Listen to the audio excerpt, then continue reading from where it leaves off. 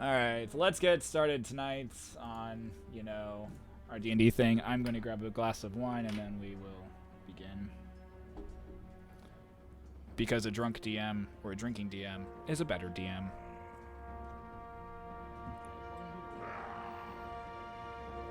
I'm more of a loving drunk. I'm a much more loving drunk. I always want to just hug people and just, compliment them and everything. It's kind of weird.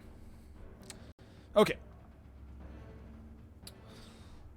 So, who's ready to die tonight? That's a lie. No one's gonna die. I mean, I don't know. They might die. We're not 100% sure. We'll find out. Okay. So, what happened last week? Last week, the group continued on their adventurings through Plona, this coastal city within the main country of Zebros,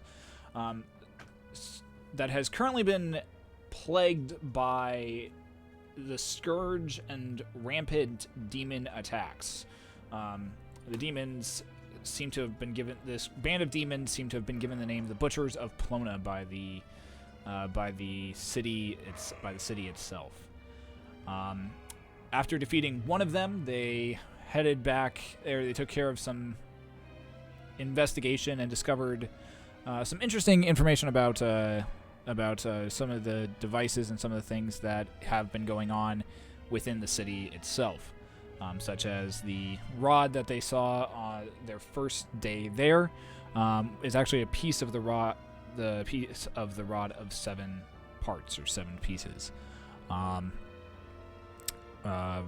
They have done some more They've done some investigation on different demons and have come across the term and the idea of the Forgotten. Upon finding out and upon heading on their way home, Karma and Mural saw an individual carrying a large bag or sack across their back, and they followed it for a certain amount of time, finding him or it leaving this sack and this human body in the middle of the street, alerting the city guard to the plight and the issue, and the fact that, oh hey, there was another murder. They quickly quarantined area. I don't know. Stopped people from coming into that area, and also made sure that the crime scene was preserved. The following day, they went and investigated an area or a graveyard that Karma had followed the hooded individual to before it disappeared. Upon arriving there, they found a crypt that seemed to have been desecrated or seems to have fiendish energy around it.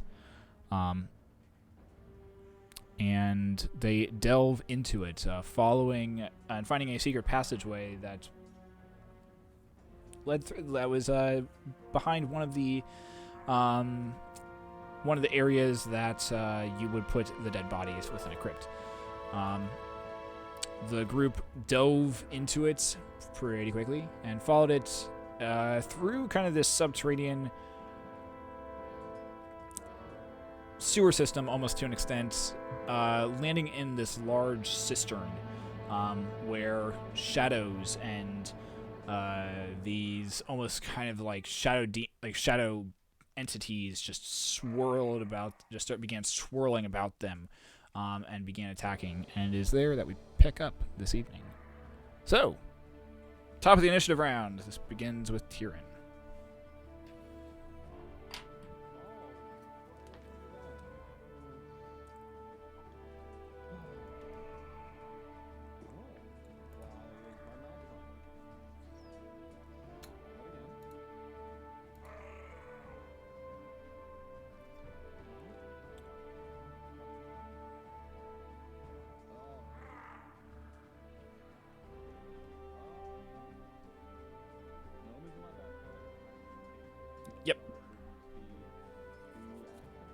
Yeah, 2 action. 2. Yeah, you get an additional attack action, I believe. Unless you, or you can dash, or or you can use dash or attack, I believe is what it is.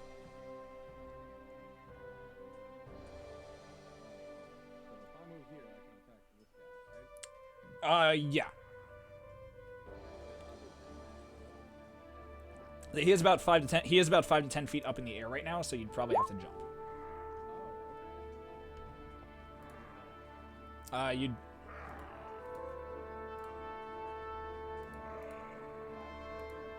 About 5 to 10 feet in the air, yeah.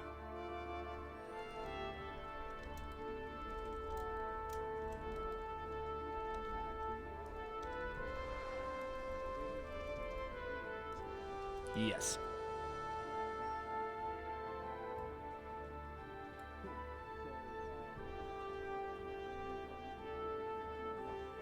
Okay.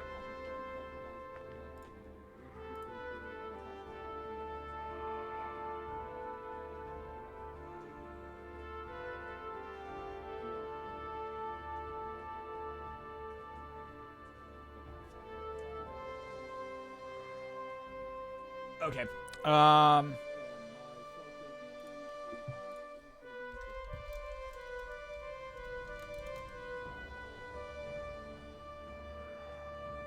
I know why.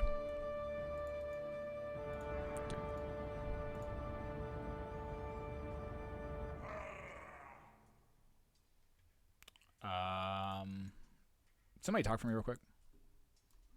Nathan. Oh, yeah. Shit.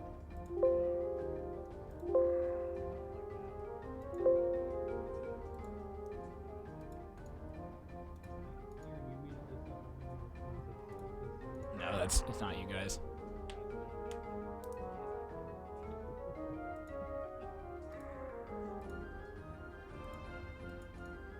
Surely there's a little bit of technical difficulties, apparently. No, it's not you guys. It's with stream stuff. The stream stuff.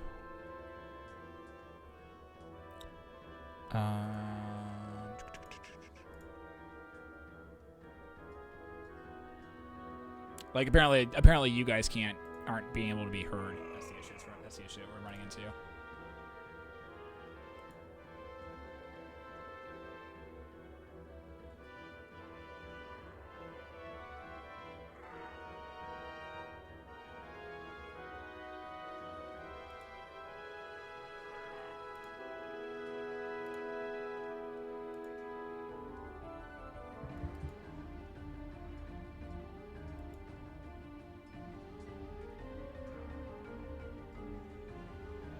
Interesting. All right. Well, all right. So what are you doing? Sorry. Tyrion, what are you doing? I just missed part of it. I heard you were doing something.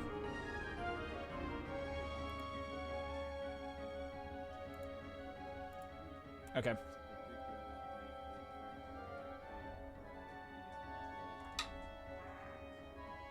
All right. So it rolled a natural 15.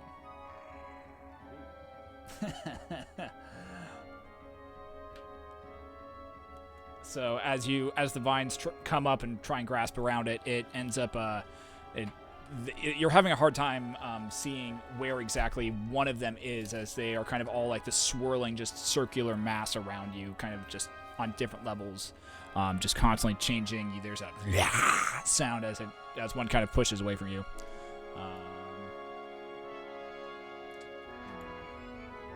So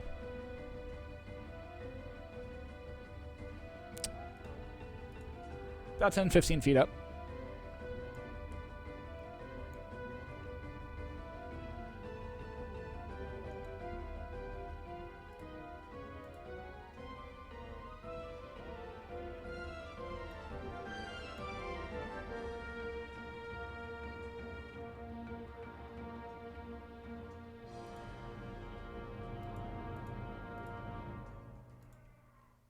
Okay. Yeah, because I get another action, right? Or is that just attack? How does that?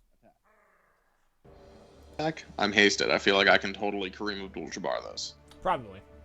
Okay. I am going to attempt to do so. I don't know what sequence of die you would like me to roll.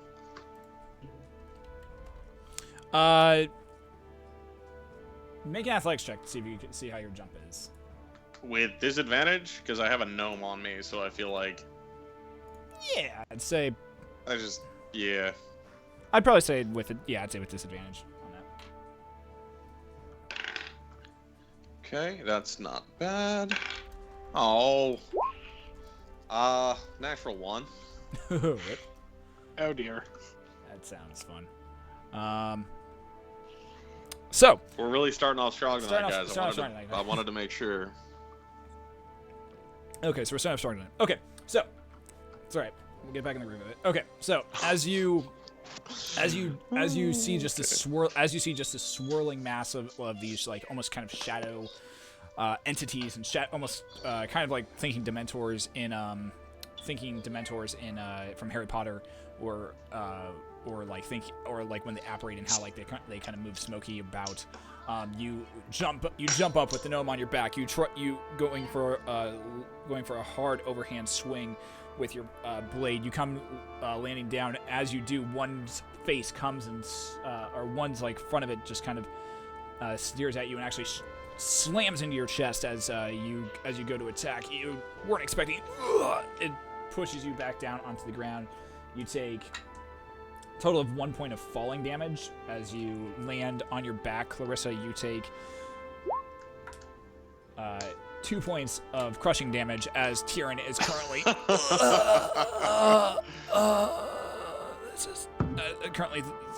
Tyrion kind of gets up onto his knee, but as you're currently squished in his backpack, might have bruised the harp that's in there. So okay.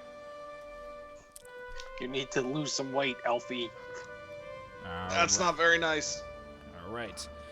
I can figure out a way I could lose about 80 pounds? I don't know what gnomes weigh. Brings us to Clarissa. No, I lied. Muriel. Wait. I was looking at the wrong order. Okay. Ryvan, you're up next. Oh, wait. Really? Okay. I have no idea where I was in the initiative. It's okay. How can I reach this one next to me with my spear? It's once again also about 10-15 feet up. You'll probably have to jump for it, or you'll No, like it's 10, 15. all of them are about 10-15 feet up, and they're kind of There like were 5 to 10 last turn. That's fine. Can I shadow step up above it and try to swing down? Absolutely. With my spear. You can shadow step up above it, and you will probably end up you'll probably end up falling and end up making your attacks on your way down. It's probably what will end up happening. Yeah, Okay. that was kind of my idea. So as you once again forming yourself into shadow, you drop down into the shadow. All the anyone who else who was watching or would be watching just sees you dart the shadow dart to the wall, then straight up it, and then your form appearing about 25 feet up. As you launch yourself out, you head first come falling down. Go ahead and make your attacks. Ooh, starting off good. That's the first one's a natural 19. Nice. Plus 8. That'll hit. That'll super hit, yeah. Second one is a 10 plus 8, so 18. 18. That'll hit. Oh, good. Okay, cool. Those were, well, my 2 swings. Okay. Have to find a D8 real quick. 6. That's not a D8. That's a D10. I have way more D6s than I thought I did. That's a D8. Plus a D4.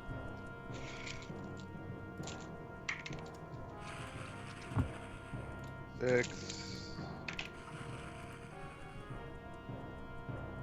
11. 15 points of damage on the first one. Nice.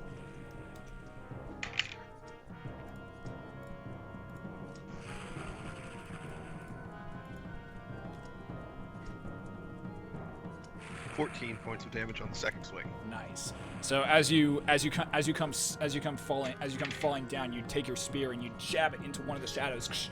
It lets out a sound as it goes past your vision. You see another one come directly to try and slam you up, to try and slam you from underneath, but you're too quick. You bring your spear and you go slicing through it. The shadow dissipates around your body and reforms back on the other side of you. Go ahead and make an athletics check. Yeah. Athletics. Oh, good. I'm proficient in Sorry, that. acrobatics, not athletics. Since you're I'm falling. more proficient in that. Yeah. 11. 11. Nice. I rolled a 4. So as you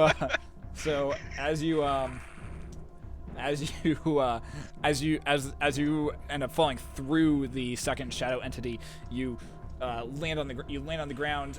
You tumble a little bit and you take 1 point of fall damage, but in your mind it looks pretty cool. Yay. Alright, am I near anything? I mean, you're kind of landed. I don't know where I am in this building anymore. You're This room. about here is where you're at right now after the fall, Alright, facing the rest of I'll the group. hold. Well, yeah, I just don't want to. I can't reach anything, can I? Nah. Alright, I'm gonna hold that extra swing for if something comes close to me. All right. Also, are I'm you gonna- are you so you're holding the haste attack action? Is what you're holding? Yeah, I'm gonna hold Okay. my haste attack action. Okay. I'm actually gonna slink it just a little bit Okay. and Cool. face that way. All right, cool. All right. This brings us to its turn. So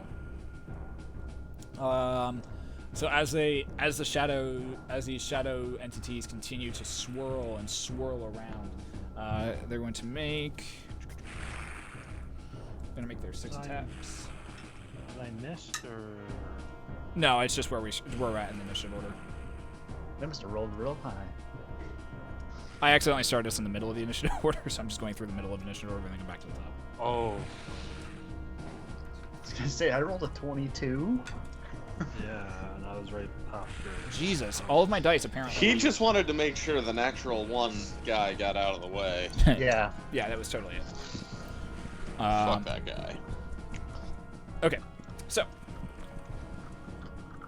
Alright, so I get to roll all these.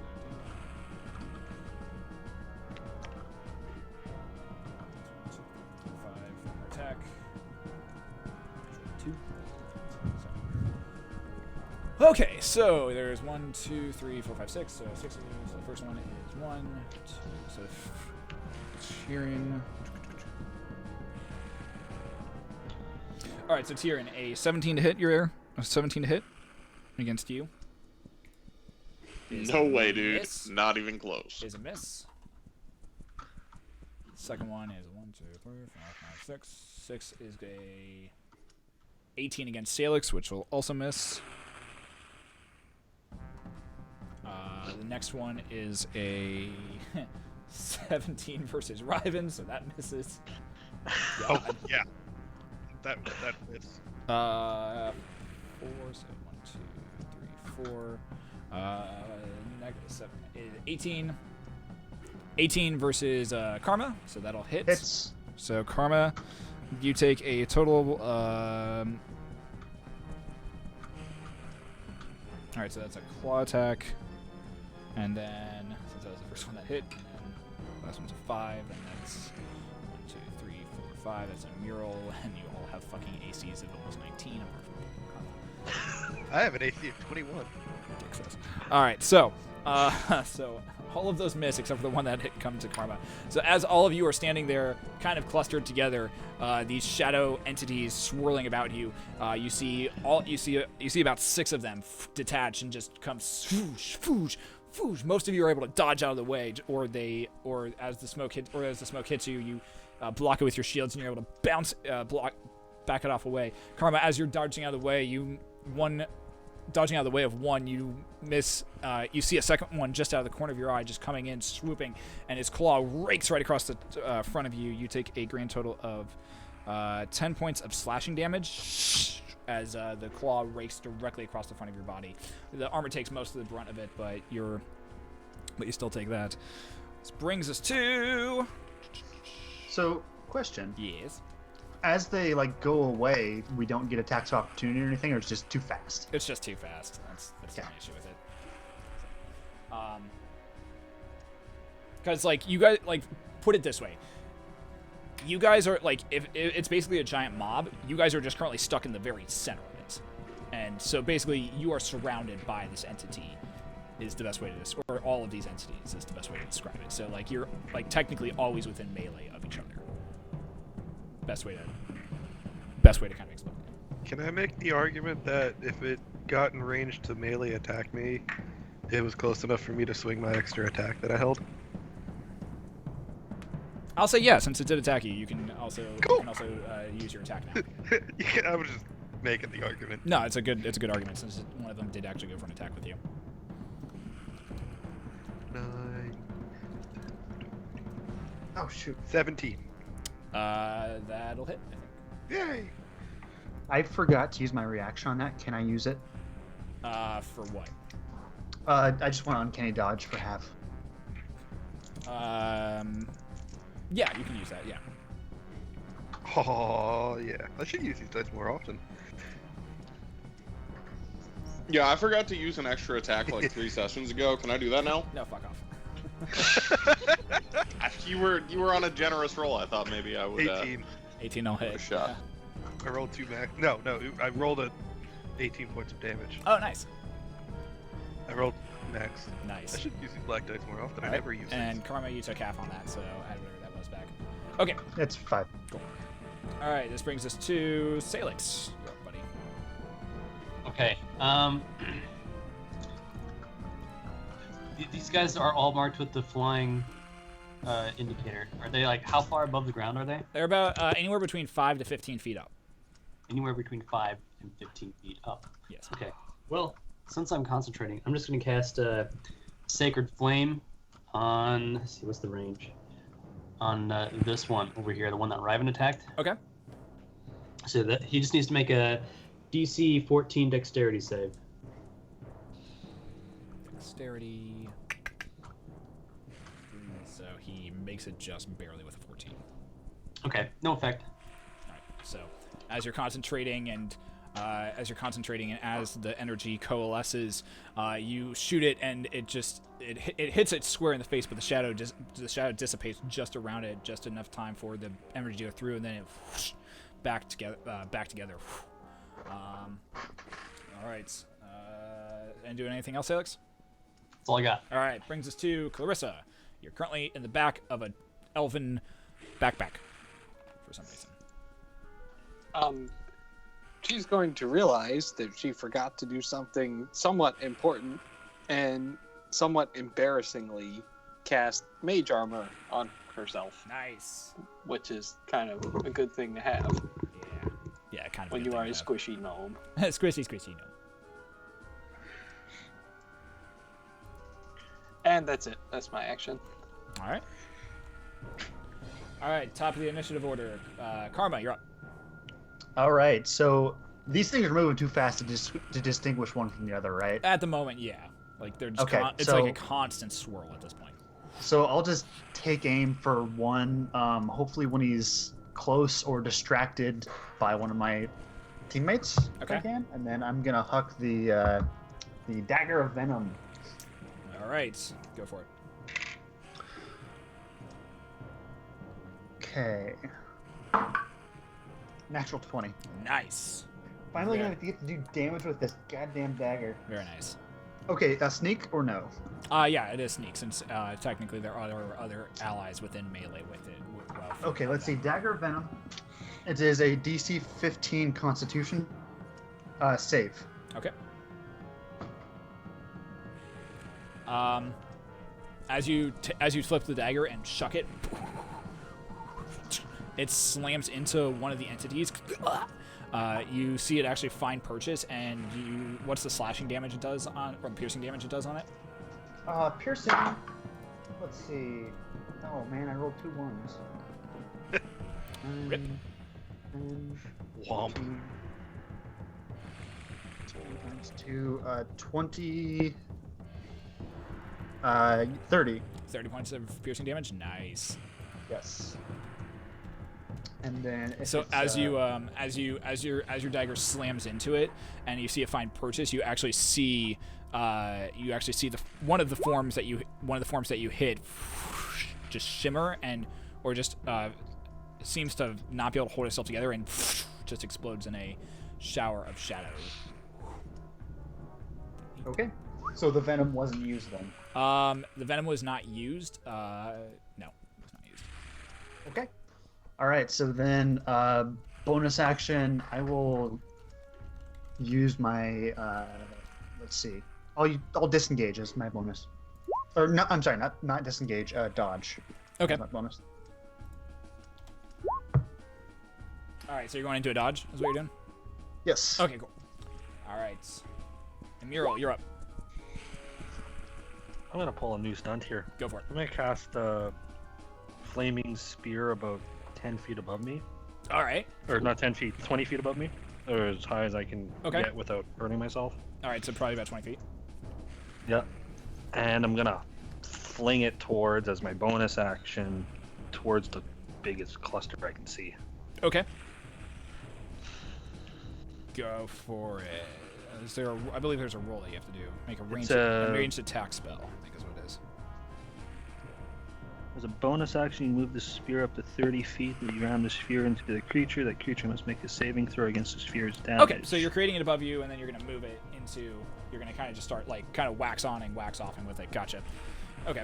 Yeah, and as soon as it hits the enemy, it stops moving on that turn. So. All right, so Emural takes her hand and actually raises above her head, and a small bead of red energy forms about 20 feet up and just grows until there's this very bright light of fire and just flames just wreathed above. You concentrate with your hands. You move it forward into the wall, looking around for looking towards kind of where the biggest cluster is. You have your eyes having to kind of track where they're at. You see a bunch of them all moving together. You just throw it over in that direction. Go ahead and make It's a DC 15 dex save. go ahead and make a ranged spell attack with this. Okay, range spell attack. That's a 16 plus 7, so 23. Right, 23. Yeah, that'll definitely hit. Sweet. And go ahead and roll a d20 with your and add your Wisdom? intelligence modifier on top of that. Yeah. As intelligence? Yeah, add your that'd be a natural 20 plus 3, so natural- 23. Natural 20. Okay, cool. So, all right. So you. Actually, wait. It's with disadvantage. Yeah, because you're. That is with a disadvantage. That's a 15. All right. So that is a 18. Okay.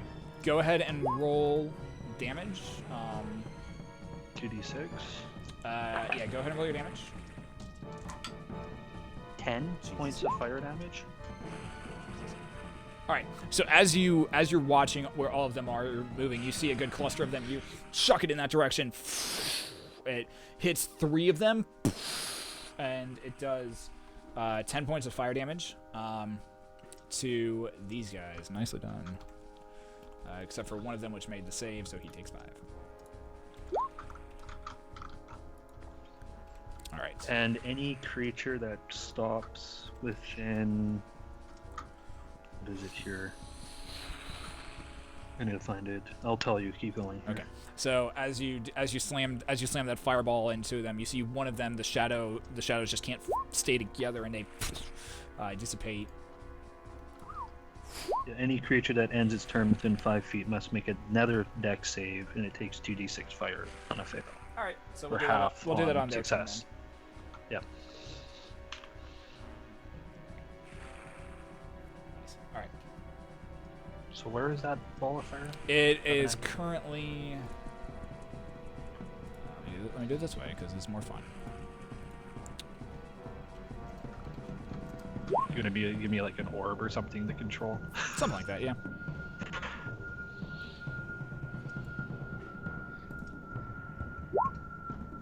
My God, you guys are chatting up a storm tonight. I'm trying to math. Trying to Struggling. math. That's great. 55. All right.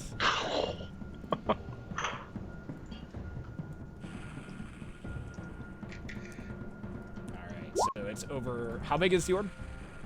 It's a 5-foot Okay, so diameter. it slammed into all 3 of these that were over here, so it ends pretty much right on that guy. Okay, perfect. All right, so, right, and I'll give you. It's on token layer, so I'll give you some control over that. What's your name? Who are you? You're a mural. A mural. Okay, cool. All right, The green druid. this brings us to Tyrion. You're up. Okie dokie. So, I'm gonna take a gamble here Mhm. and use my action to turn the faithless. So I'm gonna present my holy symbol, and basically I just need to know if these things are fiends or fae. They What is are considered fiends. Phenomenal. Go for it. Each fae or fiend within 30 feet of me.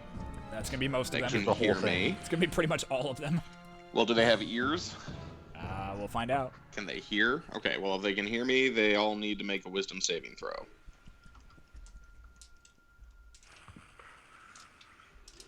What's the DC? 15.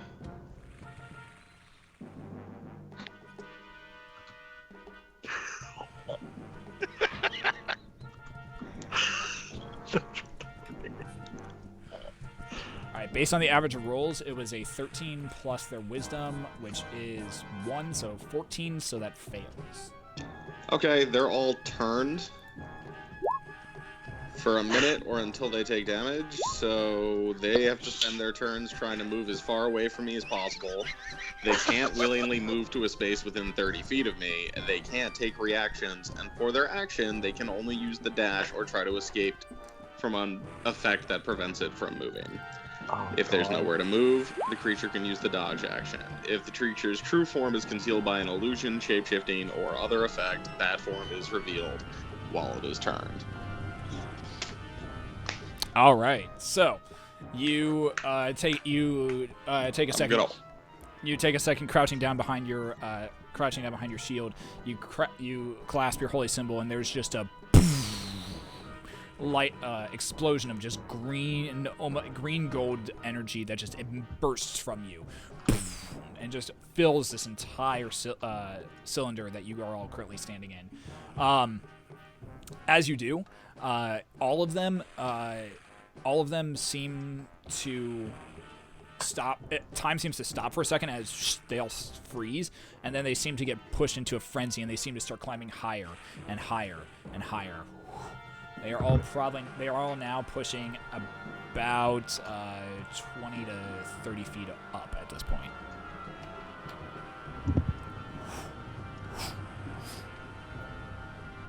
Doing anything else? Yeah, they would have to be 36 feet in the air and 1 inch, but I mean, That's like about like it. they were about 15 to 20 feet, so they are just like they're flying. Oh, they're I now gotcha. they're like now all spiraling upward. fantastic. All right, well, I'm going to turn to the group and just be like, okay, I just bought us some time. We need to bring them down to the ground where we can actually do some damage. So does anyone we have don't. something for that? No, we No, don't. we don't. Leave them up I would there. like it. I would like to stab some things. No. Trust me. I trust you. All right. Okay, then I'll just hold my second attack action until Okay. they come back Holding into, second- oh, to so you're range. holding Then, your since second I attack. trust. I give Clarissa a nod, though I guess she's like next to me, so I try Yeah, not to she's- headbutt her while I do that, and just hold my action. Cool. I always want to do that. Nice. Only tried it once and it failed miserably. You rolled like Wow. a natural 20 on the save. All right. It So scars this me. brings us to their turn next. They have to try and run away from me. Yep. They continue just to spiral up. That's all they can do. As Fear you all look up at them, you do notice that there's a small grate at the top of the cistern that you guys are currently at the bottom of, and a small amount of light is peeking down through that. So they're just continuing to piece out at this point. This brings us to Ryven. Can I hold my whole turn until after Clarissa, or do I? Only You'd get be able to parts? hold your action. You can't hold your whole turn. You Damn. can hold your action. I'm gonna use. Well, I got. Actually, no. Have- Actually, no. You can change your initiative order. Yeah, because I got. You Oh, can- really? And Shadow Not up there. like it's so- not like it's not not going something, forward, obviously. it's not something I advertise, but it is something that you can do. You can hold initiative. Well, I overheard Clarissa saying that Yeah. it was. a If you good want to, thing if for you her want to be hold, if you up want to hold there, till, so- if you want to hold till the gnome Yeah, does something, you can hold your action until whatever the gnome does. yeah. I'll use I think my we're all hasted very action curious. to look around and see if I can figure out if there's another way out, and then I'll use my actual action to All right. hold till after. All right. Go ahead and make a perception check to see if there's another way Okay. out. I feel like nobody's done that yet. That I see nothing. What'd you roll? A 1. You are just as you're looking around, your eyes glance up at this swirling massive shadow that's just above you, and you're just like, "Holy shit! Those look like clouds. That one looks like a bunny. That one looks like you kind of start. That You one kind of looks start. like a muffin. You kind of start Damn, like I'm hungry. you kind of start cloud watching at this point, and your brain eventually turns to hunger, and you're just like, "Fucking Cloud watching through the tiny hole in the ceiling. I'm hungry." No, you're looking at it's the shadows as they're moving about. Oh, Those are okay. cloud watching. Like that's damn impressive if I'm cloud watching through a tiny hole in the All ceiling. right, this brings us to Salix. I was like a damn hawk. What are you doing, Salix? Also, All right, so they're all on the ceiling. They're not on the ceiling. They are now like you guys are like in a cylinder. Like think like a giant cylinder. How And- high is the cistern? Like, how high is the grate up there? Probably about, from what you can gauge, probably 50 to 60 feet up. They're about halfway in between the grate and where you guys are at this point. Maybe a little bit more since they're trying to get away from Tyrion. Okay. Well, yeah, I'll just cast another Sacred Flame at one of them. All right. One that I can target. All right, it's going to be at like pretty much like at the whole mast at this point. So just go ahead and make your attack. They make a Dexterity saving throw, DC 14. Rolls a natural 20. They are fine. Takes no damage. No damage. As you just cast it up, it just This cannot as hit you anything. just fire up the guiding bolt, it just goes straight up, and you swear it's gonna hit the dead center of the mass, and then they just kind of all separate just as the bolt just passes straight in between and just heads up straight to the grate, and they all continue to kind of obscure the actual actually obscure the light that's coming in through the grate. This brings us to Clarissa's turn. If you are done, Salix. Yes. All right, it's Clarissa. Okay, so I am fed up with this. So Clarissa is gonna Yeah, do it. pull her wand back, All right. point towards the ceiling, Okay. and shout as loud as she can, All right. Urlokai Vala, and cast Fireball as a rank 4 spell using metamagic to make it empowered into the center mass of the Jesus H. nonsense up there. God. Go ahead and make a ranged spell attack. Just a straight attack roll. Yeah. As I hear her scream this, my eyes go slightly wide with fear, for she is right Well, next you to add your my spell face. modifier, don't you? You add your spell attack modifier with that. Uh-huh. So that's a 23.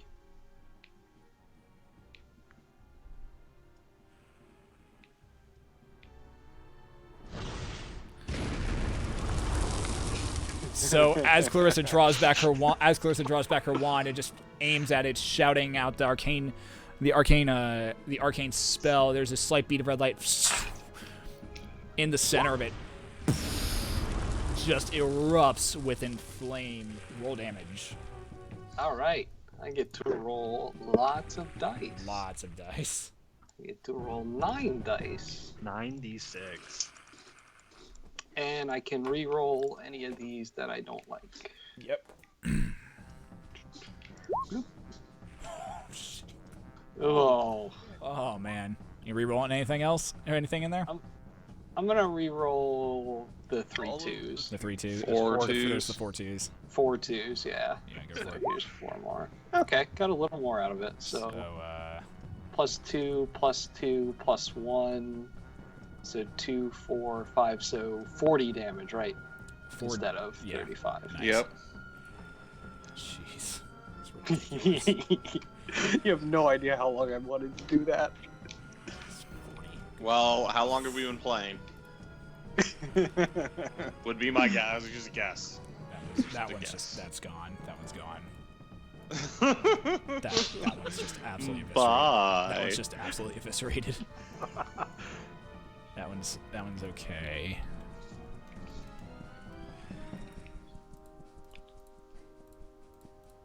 That one's just gone. That's too. amazing. Holy crap. I'm so glad this worked out. Can I use that action that I held just to clap for her? Yes. Yes, Like, you can. just slow. I'm just gonna slow clap. So as the fireball just erupts in the middle of this swirling mass of just black shadow, you just see there's just this terrifying scream of and just echoes all throughout the chamber. You see most of them get just completely eviscerated as just shadows just dart away and kind of cling to the walls, and that was ridiculous.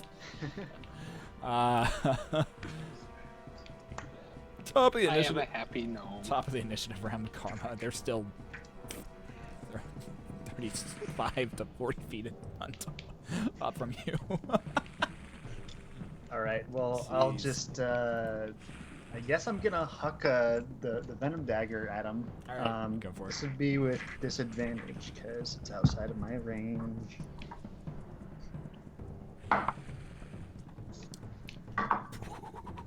Okay, that is a 14 to hit. Let's see here. I believe that misses. You say that misses? Yeah. Okay. Bonus then, I'm gonna throw another dagger. Ding! This one is the Valerian Legacy. Go for it.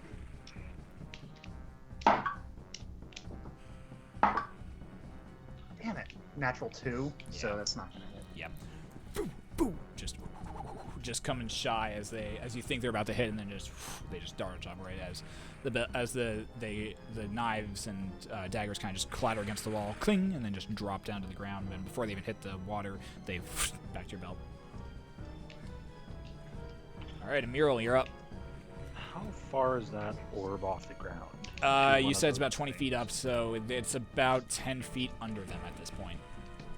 Okay, I'm gonna take it and ram it into him again. All right, make your ranged spell attack with it.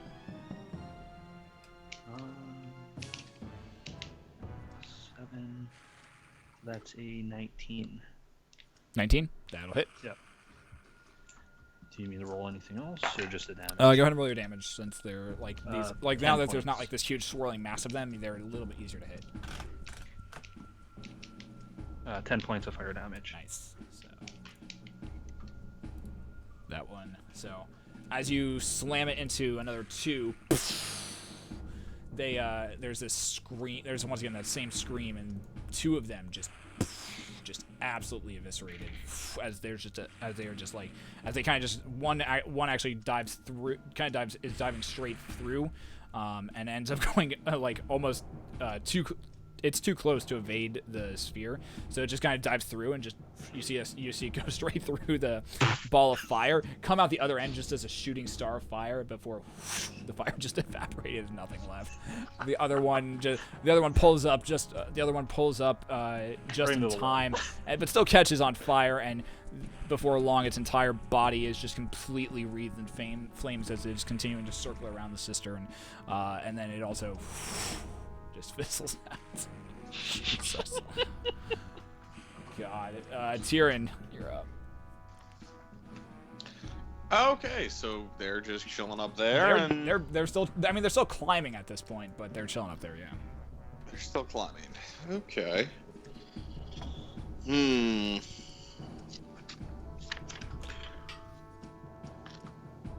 Well, I got no. Let me just double check that real quick. That nah. No. Nope. All right. Yeah, I'm just gonna hold. All right. My action in case they come back down and I get to stab someone. All right. That brings us to their turn. They continue to climb and try and get as far away from Tyrion as they can. They travel another about movement speed's about. Let's see, the movement speed is 30, I believe. Yeah, movement speed's 30. So they continue to climb, and you actually see the remaining two actually get up to the grate, and they just out of the out from underneath the out of the grate, out into you know not where. So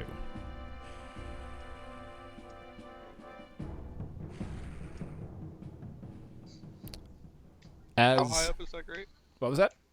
How high is that grate? It's about It's about 60 feet up, from what you can tell. Okay. So,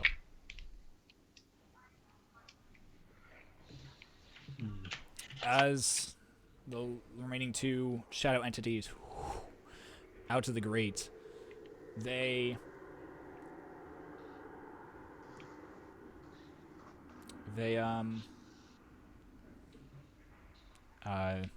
cistern grows quiet, apart from the dripping sound of water. You guys are left alone here. What do you do? I could take a quick look around, see if there's any doors or hidden entryways or anything else like that. Well, there's no doors. I'm just gonna let Karma know that it is possible that they come back in about 45 seconds. What? Um, What were those? I'm keeping that ball up there, kind of just spinning around about 15 feet from the grate. All right.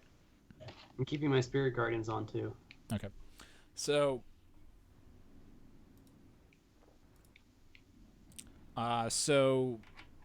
as you look around, Karma, I need you to make a perception check.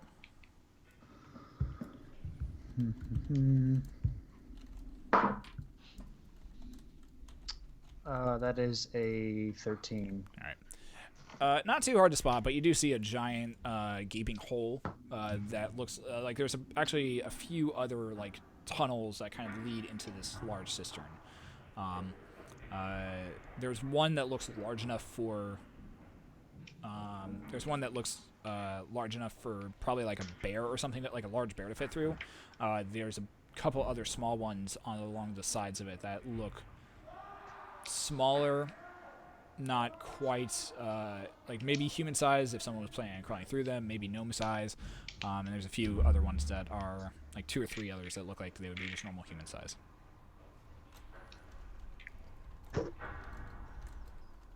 All right. We entered this cistern from a staircase from the crypt above. It was a hallway that led into like an archway. Okay, so we went down to a hallway, and the hallway connected to here. Mm-hmm. Okay.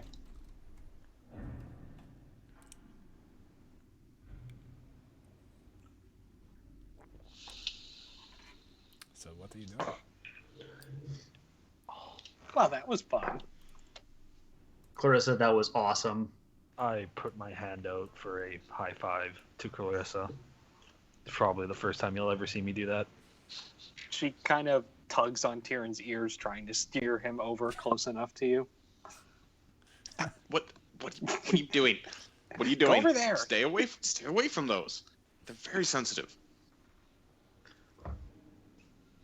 She'll just use prestidigitation to like smack your hand with wind. Then My hand. no, Emerald, not you. Oh, got it. Like, what? It was pretty impressive. I like it when you burn the bad guys with fire. Yeah, it's What much did- better than when I burn myself with fire. Yeah. Yeah, I'm suddenly very glad that I got them far enough away from us to do that. What were those things? That was a very big fireball. They were Flammable. fiends of some kind. Can you say that because... Oh, because you repelled them. Because I repelled them, and that only works, and they did not on fiends and fae, and that they did not look like fae. As this conversation's going on, I'm going to keep my eye out up the grate to make sure that they don't come back down. Okay, that's fine. I'm just gonna do a concentration here just to see if I keep my 9 plus 1, so 10. To keep the fireball going. Yeah. As you're waiting, and the fireball just continues to stay there, and then ultimately and eventually just coalesces in a small bead of red light before expiring. Well, it's been a minute, so if they're gonna show up, it'll be now. Your guys' haste also wears off at this point. Damn it, I can't run my mile anymore. All right. FY, Well- that was the math that we did? Yeah, I saw that. I'm I was so laughing. fast. That was amazing. All right. So We gotta you find a have track you have somewhere. about 8 tunnels in front, circling around the cistern at this point. There's a very, very large one that has a bit of water coming out of it. There's a few smaller ones and a few other human-sized ones around the cistern, and then there's the archway behind you guys. Well, what do you think? Should we just take the biggest path? Elfie, can you tell which one of these things has fiendy energy in it? I can do that. Yes, I can. But that is a finite resource. But Emerald, Yes. do I remember you being able to locate people? I'm it more was than an happy object. to do it. Wait. Give me a So moment. I do that.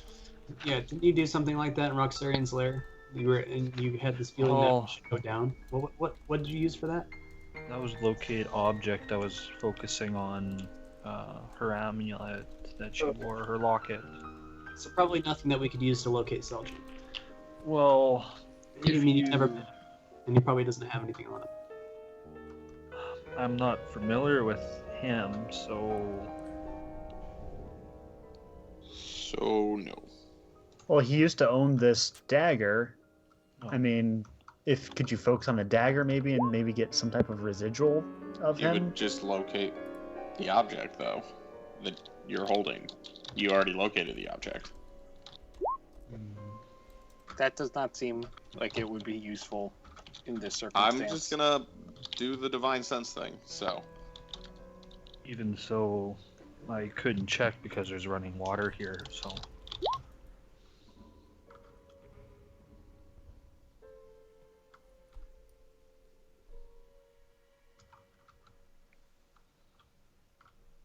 I Okay. do the divine sense. Okay. thing. Sorry a second. I'm getting something. Okay, no worries. I do that. While waiting, I keep blinking and wondering why nothing is happening. I could probably get a weird look on my face. Sorry, guys. This usually works. 1 in 5 men. Okay. Easy. Too mean.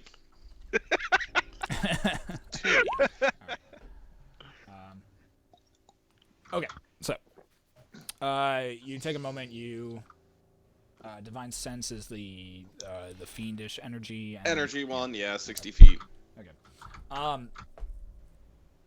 As you take a minute to concentrate, and your eyes once again flare with that familiar green divine energy, the entire area around you is currently just filled with fiendish energy, as there were just fiends in this particular Yeah, area. it's kind of what I thought. As you glance around, you look around at the different tunnels, and you see that there are trace amounts of fiendish energy from all of them. Make an investigation check. Investigation. Not so good. oh no. Investigation is going to be 6. I could really use some good rolls, guys. I'll cast. No, I can't do that. Never mind. I was gonna do it before, but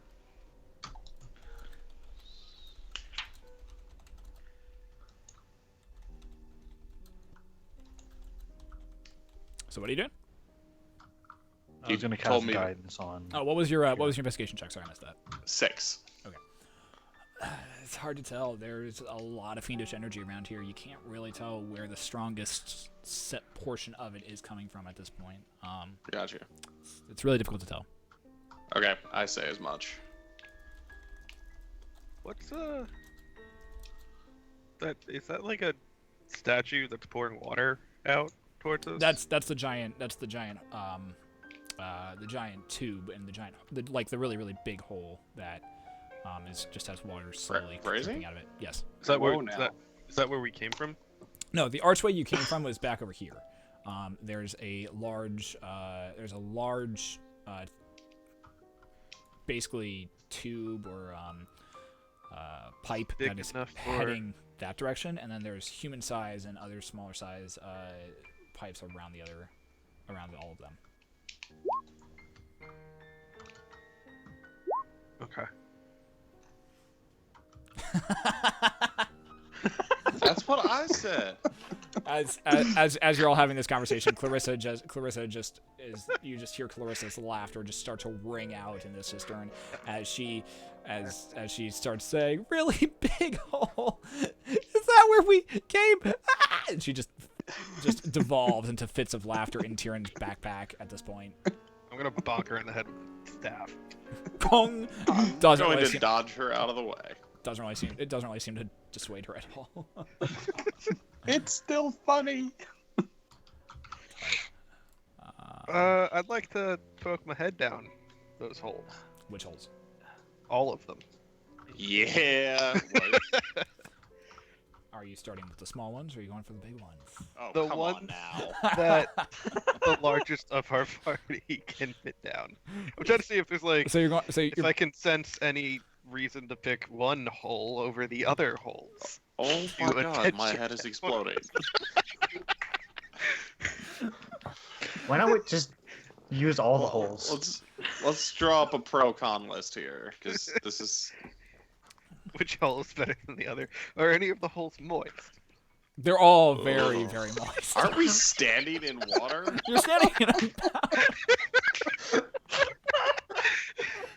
You're standing in about good solid like half, like a good solid six to 7 inches of water at this point. 6 to 7 inches, So you we're said. moist. So Alright, guys, we your really feet. need to stop dicking around with these holes, so... Let's just pick one and dive in. All at once, or are we, Okay. back each other out? Oh man. This is what this game has boiled down to. Okay, Right, got it. as Well, you- Look, Ryven, it was as you poke only your- a matter of time. It was inevitable. Right, and as you poke your head into the largest hole, go ahead and make a perception check. Just shoves his face right in. Anyways. Motherfucker. 10. I rolled a fucking 3. That's eating thing. I cannot roll. As your head goes into the very, very large hole, there's just this immediate smell of just decay and grossness, and your eyes squint up, not expecting it at all. You immediately recoil and push back and be like, "That wasn't what I." And you have to like kind of stop yourself from throwing up a little bit. It's not the greatest thing in the world.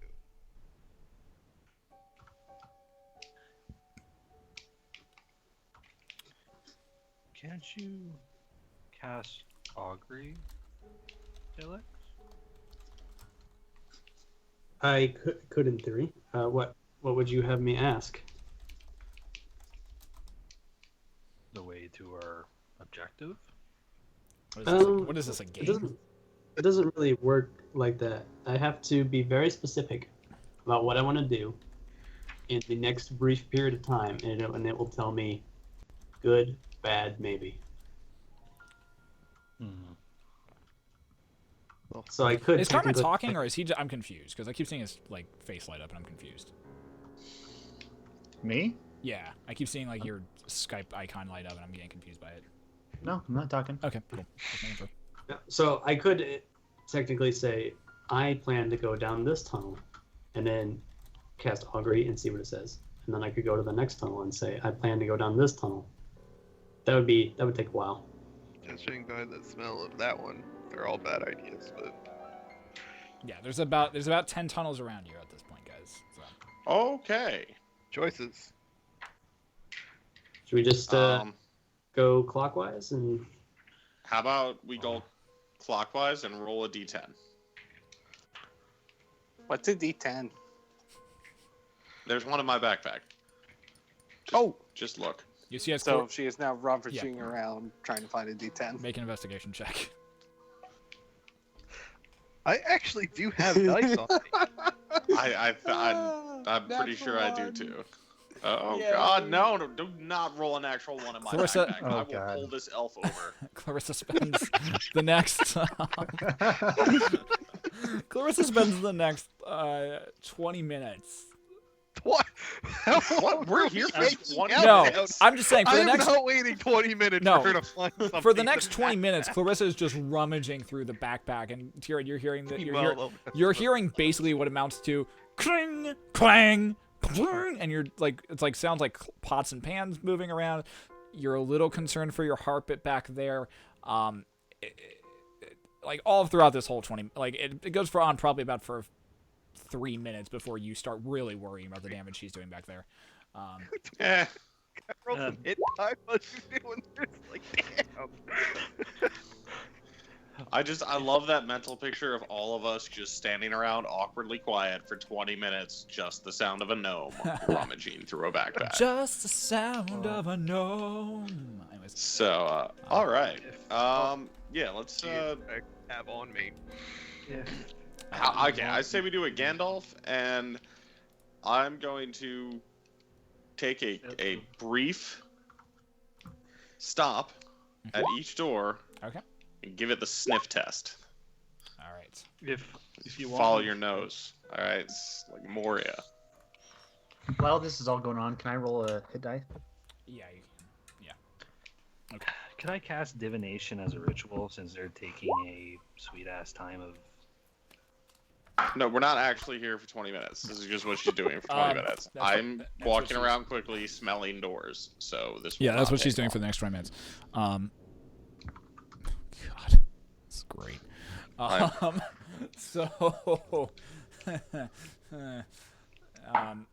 So, so Tyrion, as you make your Tyrion, go ahead and make an investigation check. Okay. Oh, 19 plus. So good. 19 plus good. 21. Okay. Finally, a good roll. I've rolled above a 4.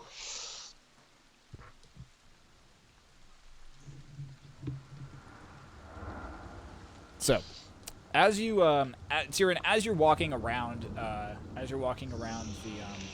the cistern, going to each of the holes and just giving it the old sniff test, most of them seem like beyond the normal pungent smell of shit and refuse. Most Literal of them, shitholes. most of them smell like you'd expect a sewer to.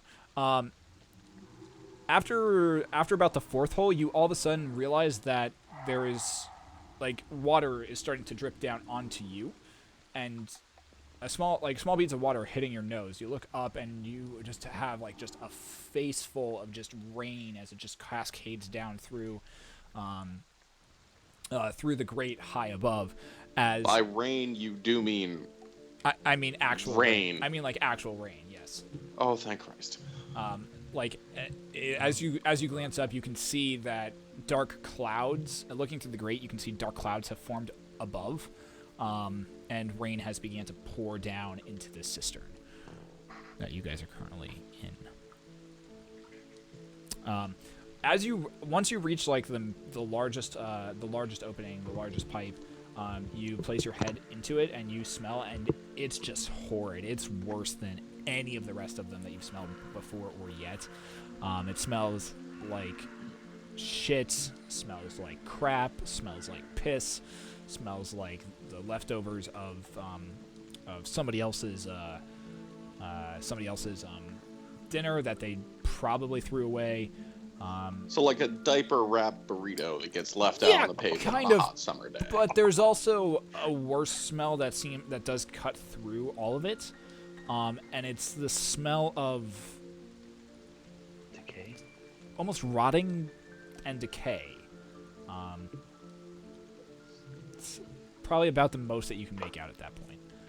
Excellent. Well, if I was a fiend, Go I ahead and would make be it. in the And worst. as you're glancing around that tunnel, you do see.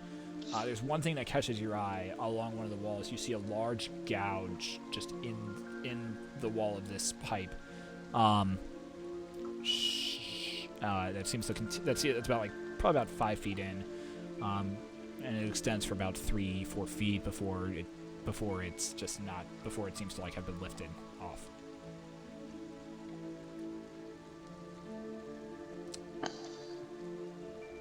Okay. Well, if I had to guess, this is the one we want to go in, simply because this is very clearly the one no sane person would want to go in.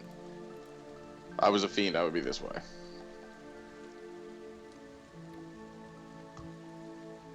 Still no sign of that Okay. D10. I'm still looking. Clang, clang, For clang. a D8, that might be Be why. careful with. Oh God. At this point, as you look back to kind of say that, there's just a fluttering of some form of cloth as it lands on your head. You reach up, you pull it off, and you realize that one of your tunics is currently in your hands, and Clarissa is starting throwing things out of your backpack. Leave those. Leave everything in there. We're in a sewer.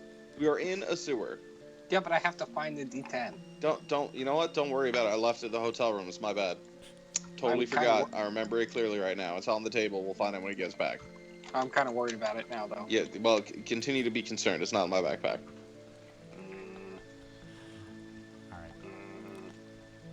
If you say so. I say so. She's still covertly trying to look for it. All right. Hey, look. As long as it's covert and all the stuff stays in my backpack, All right. That's good. feel free. All right. What did she throw? What of mine is filthy now? Okay. All right. So Well, I don't want to leave without any of my stuff. I mean, unless it's everything's stuff I still in your don't need. backpack. It's just that Oh, one okay. tunic that just got thrown out at this point. But Okay, excellent. You're okay. You just worry about it for probably the next 15 minutes. Fair enough. What are you guys doing? All right. Well, I made my suggestion based on my nose. I'll follow you, or do you want me Yeah. to go first? Whatever Elfie said, let's do that. Okay. Well, let's do that. Okay. I'll. Okay, so Tyrion begins I just will making lead his the way. way down the large Check for traps. down the large sewer at this point, or down the large pipe at this point. You kind of have to step up a little bit to get into it, but you do start walking down. There's the soft as your boots clomp through a small stream of water that's on the ground, other refuse, and you try not to really think about what you're walking in. You walk for about 10 minutes just down this, and you find that it is a slow slope down. It's a very slow slope down, but you are walking down. As you continue,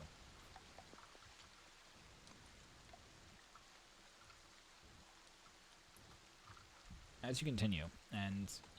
as you continue on, you eventually come to a portion of it where, as you're walking, you hear a very sharp and sudden as your foot lands on the ground. You look down and you see what appears to be a longer stick-like something on the ground that your foot has just currently snapped in half. Is it a bone? That's Tyrion who stepped on it. So. Yeah, no, I was gonna say, can I look down, see what it is? Well, you're looking down at it right now. You reach down, you pick it up, and you find yourself holding what appears to be one of the leg bones that is now currently in two pieces of some entity, some individual. Okay. Can I roll like a medicine or a history check to see if I can tell if it's like humanoid or? Yeah, it'll be a medicine check, yes. Which I believe is a straight roll for me, so that's yeah, it's 15. Okay. 15. All right. It appears to be the leg bone of some humanoid, yeah. Well, that's not sure very- whether or not it came from a human, an elf, a gnome, half elf. You can't really tell. You can't maybe barbarian. You can't really tell. It's just it came from some humanoid. So. Got you. I'm gonna pause, turn back to the group, show them the bone, and just say, "Well, this makes me think like we're going in the right direction." As he Sadly. as he says that, and the rest of you glance down past him, everyone make a perception check, including Tyrion. And how big is this? Yes. Here? It's about 10 feet, like in diameter. So it's enough for like all of you to be walking. Okay. Like walking in it, although it's a little cramped. Jesus. Clarissa, you know what to do. My dice would be. Oh God, damn it! In my backpack. Again. I'd like to point that's the second one she's done tonight too. That's my my disadvantage roll. Okay. So you know what I rolled Cool. for Nice. both. Nice. I got you. For being half asleep, I'm still pretty Yeah. perceptive. It's pretty solid, yeah. Oh God. Okay. So as all of you are looking down this tunnel, Salix, Tyrion, and Ryven, you all get a glimpse of the ground before you, and you can just see just the clutter of just straight white ivory, some elongated, some rounded shapes on the ground. As you're standing there, you see about 20 feet in front of you, you see them start to rise off the ground. Then 15 feet in front of you, the large cluster in front of that rises off the ground and just hangs there suspended. Then 10 feet. 5 feet. At which point, Tyrion, you all of a sudden feel yourself lifted off the ground. Not by much, but enough that your feet are no longer on the ground. Your head bumps into the ceiling. Kung. The rest of you also feel this kung kung as you hear, or as your heads all slam into or hit the top of the pipeline, as now you are all currently suspended in mid-air, just floating there.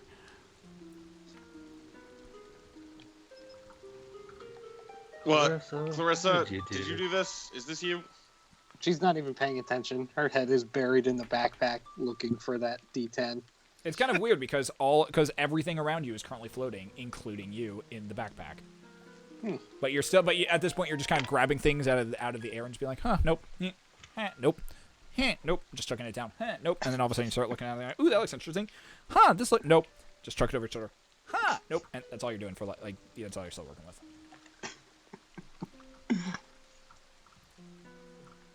Oh, did somebody say my name? She'll poke her head out. No.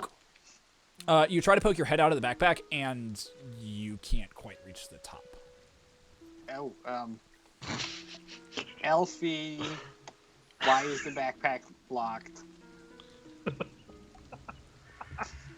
The backpack is not locked, Clarissa. We're It's up very against clearly the locked. ceiling. I And we are cannot floating. open it. That is the definition of locked. It doesn't have a lock. It's a cloth backpack. You know this. You practically live there. For some reason, possibly gnome related, we're all floating. So that Ow. lock is a ceiling. At this point, I'm just gonna push my hands against the ceiling to try to keep it. Then I'm not gonna fall when.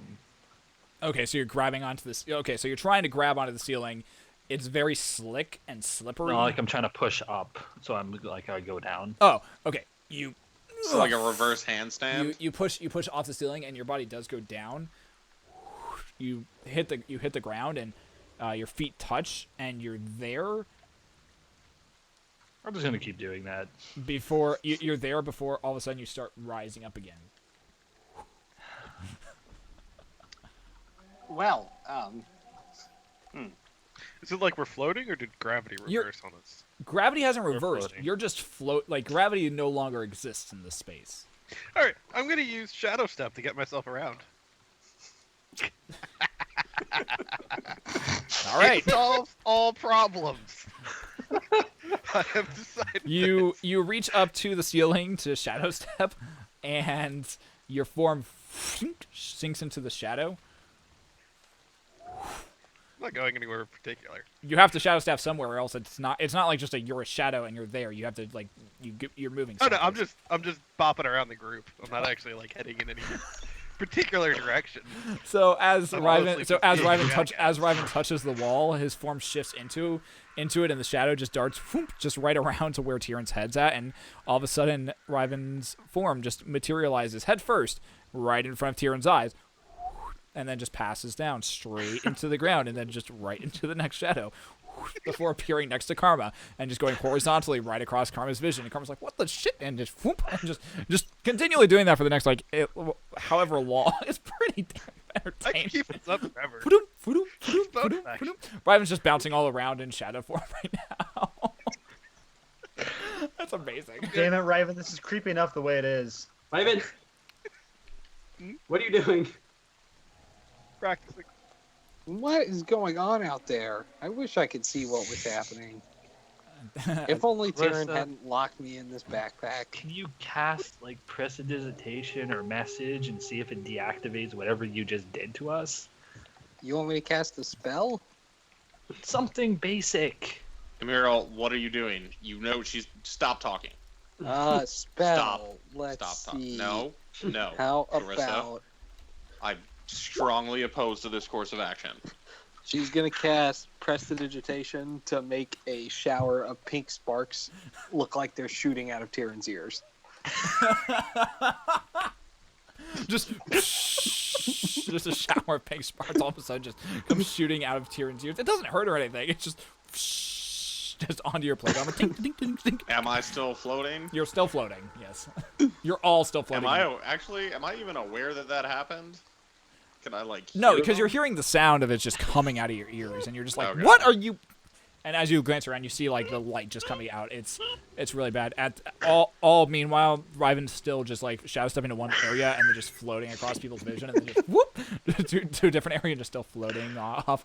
At one point, he actually shadow steps to the Salix's back and just appears directly out of Salix's back before floating off in the direction, reaching up to the ceiling and whoop just into the next one. Ivan, Yes. You hear as he floats right across your vision. Oh, yes. Look, you all have been around me long enough that you should be used to weird stuff like this happening. Let's I am just perfectly grow- fine with weird stuff. Clarissa, you are my dear friend. We've had this conversation.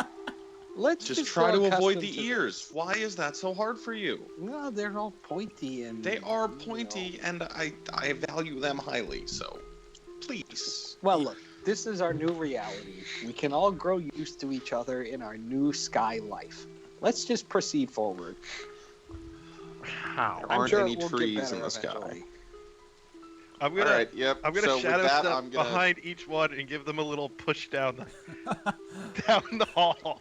I was gonna try to like wall walk with my hands. Okay, Like, so as Ryven is just bouncing around, shadow stepping, all of a sudden, Tyrion, who's in the lead, Ryven just shadow steps right onto a shadow on Clarissa's on the backpack that Tyrion has, and just as he appears, just as his form appears, his legs solidify against the backpack. Go ahead and make a strength check. Me? Yeah, make a strength check. Oh, please don't whiff. I didn't whiff! oh god damn it. 19! As you emerge, you make sure that your legs are bent, and you just push on the backpack, which ends up squishing Clarissa right into Tyrion's back. As Tyrion just goes kind of gravity flying forward. Not really being able to control much movement. You go forward a good solid. You just start just straight forward into like this wall of bones. As you Ryven, as you kind of flip in midair unnecessarily, your feet land on the ground and whoop, back into another shadow step. For the sake of brevity, I'll say you do this. Make another 3 strength checks. I'm going to 10, grab him at the point where he tries 12. to do it to me. Okay, so 10, 12. Doing it from behind you, how would that Yeah. even work? So I Go have my hand. ahead and make a dexterity check then, Amiral. Dexterity. It was 10 and what? 10, 12, 10, and what? 12, 9. 10, 12, and 9. Okay. 13 plus 3 is 7. Or nah, Okay, 10, 12, and 9. 16. I can't talk today. Okay, and okay, so 10, 12, and 9. So as you go to push Salix, do you resist the push or do you just let it happen? I'll let them. So Salix goes whoa, just right after her Tyrion. You also go just going forward. Karma's next. Karma, are you resisting or are you letting it happen? I'm trying to go in like swimming motions midair. So just as you're doing trying to nothing. swim, you're not going anywhere. Yeah, exactly. Like you're trying to do the breaststroke at this point. You're just like, and you're actually horizontal as Ryven appears on your back. He ends up pushing you, and you go boom right down into the ground. Oh god. Oh no.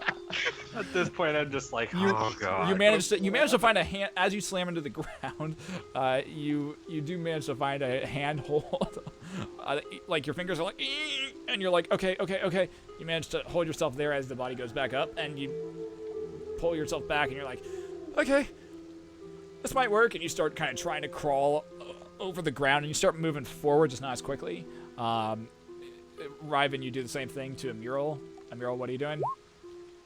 I'm gonna grab his foot and I kind of just like sidestep and just have him just continue going. Ryven, go ahead and make a oh god, I need both of you to make opposed dexterity checks on this. 15 and a 17, so that's an 18 for me. 21, bitch. Oh my god. You're speaking to the Like dexterity anyone's god. beating Ryven in dexterity anything ever. I'm actually pretty decent with dex. So Surprised. so Amiral, as watching this happen to all of your party members, you're expecting it for Ryven, and as he's appearing out of your back, you twist around to try and reach him, but at that point, as you reach him, you're now actually facing him, and he just looks at you, feet like squarely against your chest, and just pushes off, and you're just like, oh god! You manage to clasp onto his leg, and you end up and as you do, Ryven just has like this smug little look on his face before, oh god, whoop, you just start getting pulled along with, like, he starts getting pulled along with you as your entire party begins floating down this tunnel. apart from Karma, who's slowly kind of like caterpilling his way across the floor. Well, guys, I'd say this qualifies as the element of surprise. There is no way whatever is past here is expecting this. As you're saying this, as you're basically just floating through Bones' as they just go. You guys go for a good solid 10 minutes just floating like this. Apart from Karma, who's just using. There's just like no gravity. We're bouncing down this hallway. You're with kind of bones. just bouncing down this hallway. Ding, ding, ding. So we're kind of in space. No, basically that's exactly what it is. Like there's no gravity at this point. This works really well. This was okay. Apart My from trolling turned into an actual plan. Karma's learned how to like kind of like grab a handhold and kind of just like use his feet and his leg and his arms to like fully propel himself forward, and he goes like about 20 feet in front and just finds another one, and manages. Oh, here's a thought. Clarissa, can you like prestidigitation like jetpack? Right? Like momentum? Can you do that Jetpack. backwards and like Is that flip? something else you have in this I'm thing? gonna try I should look Druidcraft for it. and You're a cast gnome. I'm sure the- you've heard of a jetpack, at least in theory. She's totally heard of it. Like, Anyways, You come from a place called Gadget's Peak. I don't know. Do I know what a jetpack is? you have no clue what a jetpack is. Fine. I It's think just you some have one weird back elven here. word that you're not really sure what it means or what it does, but it sounds interesting. I'm gonna take my hand and cast Druidcraft to push air out from my hand and see if that does anything. Okay. It starts propelling you, and it actually speeds you up as you're still holding onto Ryman's leg. So as you start druid crafting, it actually speeds you up, and it actually starts God damn it. and it ends up actually spinning you, because you're only using it with one hand. So you and Ryman just go into this really crazy corkscrew. Come kill Iron Man. Yeah, Clarissa, do that. As you, I can't need see both. I anything. need both Ryman Be and my I need both gnomish motor. Ryman and Emil to make Constitution check. Hey Saving throw, guys, I saving think I throw, got saving this throw. figured out as I'm. You're kind of just bounding down the hallway, almost like cat-like. Oh god, 12. 14. You know, surprisingly, the tail actually really helps with this, guys. Look at this. So as Mural and Ryvan are just corkscrewing down this, both of your vision and your stomach doesn't quite agree with each other. As Mural just lets out just this like small amount of puke that just in a spiral, and as she luckily spirals through it because she's the one making it, but Ryvan, you're not so lucky.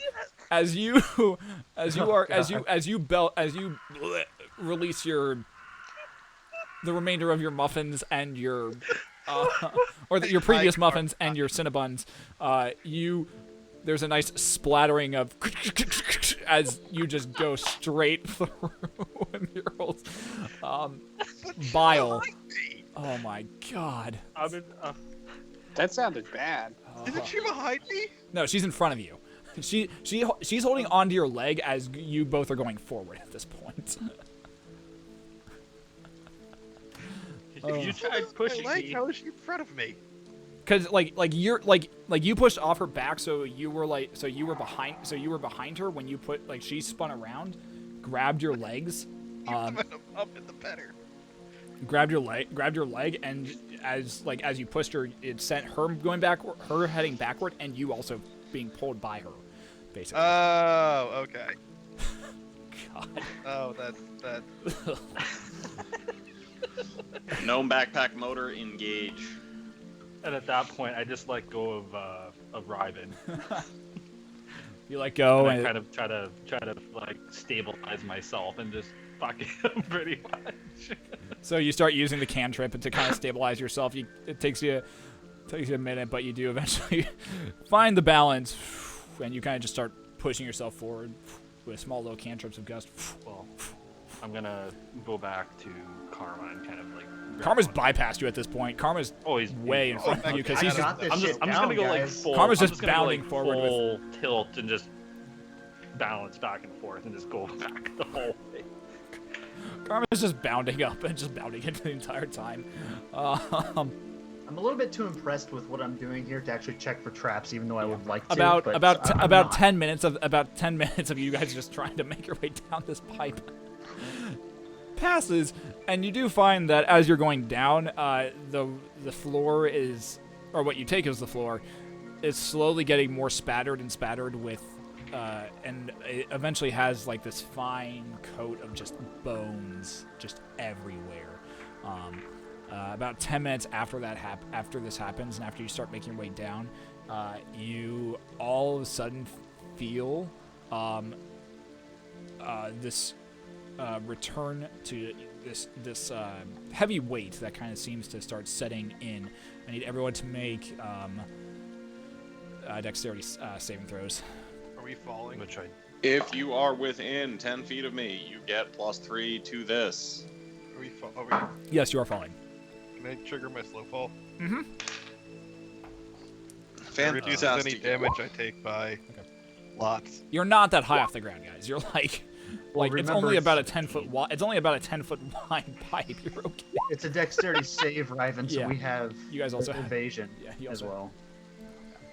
All right, so I got a total of 20 on mine. Okay. 18. 23 for Tyrion. All right. Oh. 21 because I got a +3 Okay. and slow fall. So, Which well, reduces Clarissa my doesn't fall have to make damage. it because Tyrion's the one doing it. Because you're in her backpack. You're in his backpack.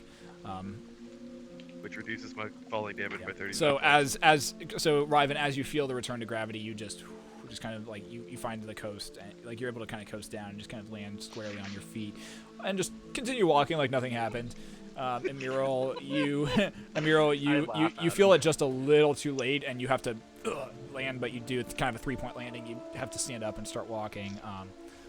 Karma, you're fine as well. You just continue to start walking. Salix, there's this loud "kung" as your armored self hits the ground, and you stand up, start walking. Tyrion, you also manage to like very gracefully and elfin-like just start walking down as well. At this point, you guys look forward and you can see an opening, another archway from what you can tell. Or not an archway, but another, like the end of this pipe, and you can see a very, you can see light coming in from the other side of the pipe, and as you're walking along this now, it's probably about 20 feet in front of you guys. The entire floor, and then even like kind of mounting on the sides, is just bones of just everything from what you can tell. Just bones on bones on bones. Sounds well, lovely. sounds like a Thank you for bony unlocking the situation. backpack, Tyrion. The backpack was never locked. There is no lock. Sure.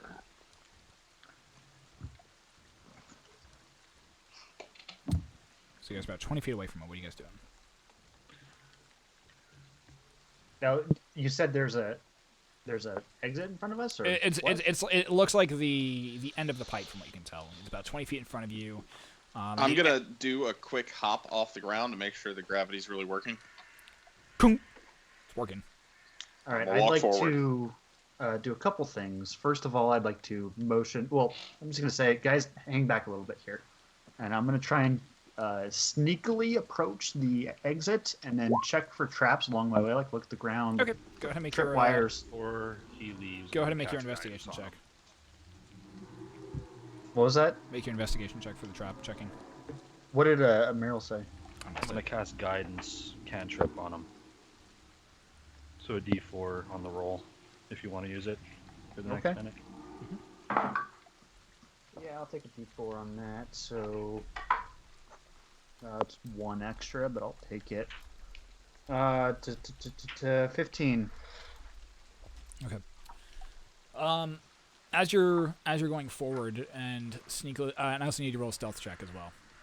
Okay.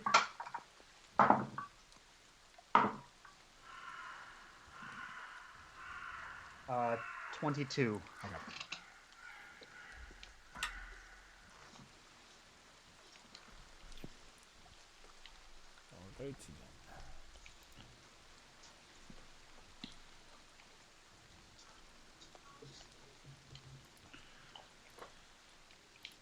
All right.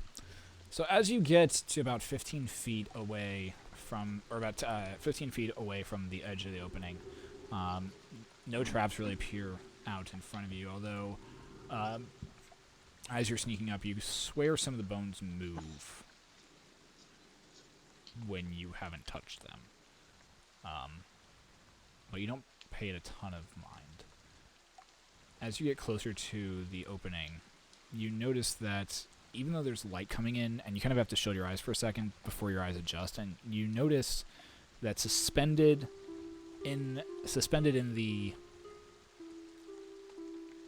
air in front of you, not touching the ground at all, seems to be a hooded figure, from what you can tell. Okay. Its back's towards you. The hood is up currently, and the feet are kind of just dangling, just kind of there off the ground, just hanging there. Does Okay. not seem to have noticed you at this point. I'm gonna make my way back to the group. Okay. You go back like the 10 feet that it takes you to get back there. It's not that hard. Yep. Very quietly whisper to them. All right. First of all, DM, was this the same individual that we saw earlier? It is a cloaked individual. That's all you can tell. Okay. All right, guys. There's a cloaked individual in there who's levitating off the ground. It may or may not be the one that Emil and I saw. I couldn't get a good look at him, but it looks like he's floating off the ground. What do you say? Should I go in there and throw a few daggers at him, or should we try and ambush him? What do you guys think? Let's blow him up.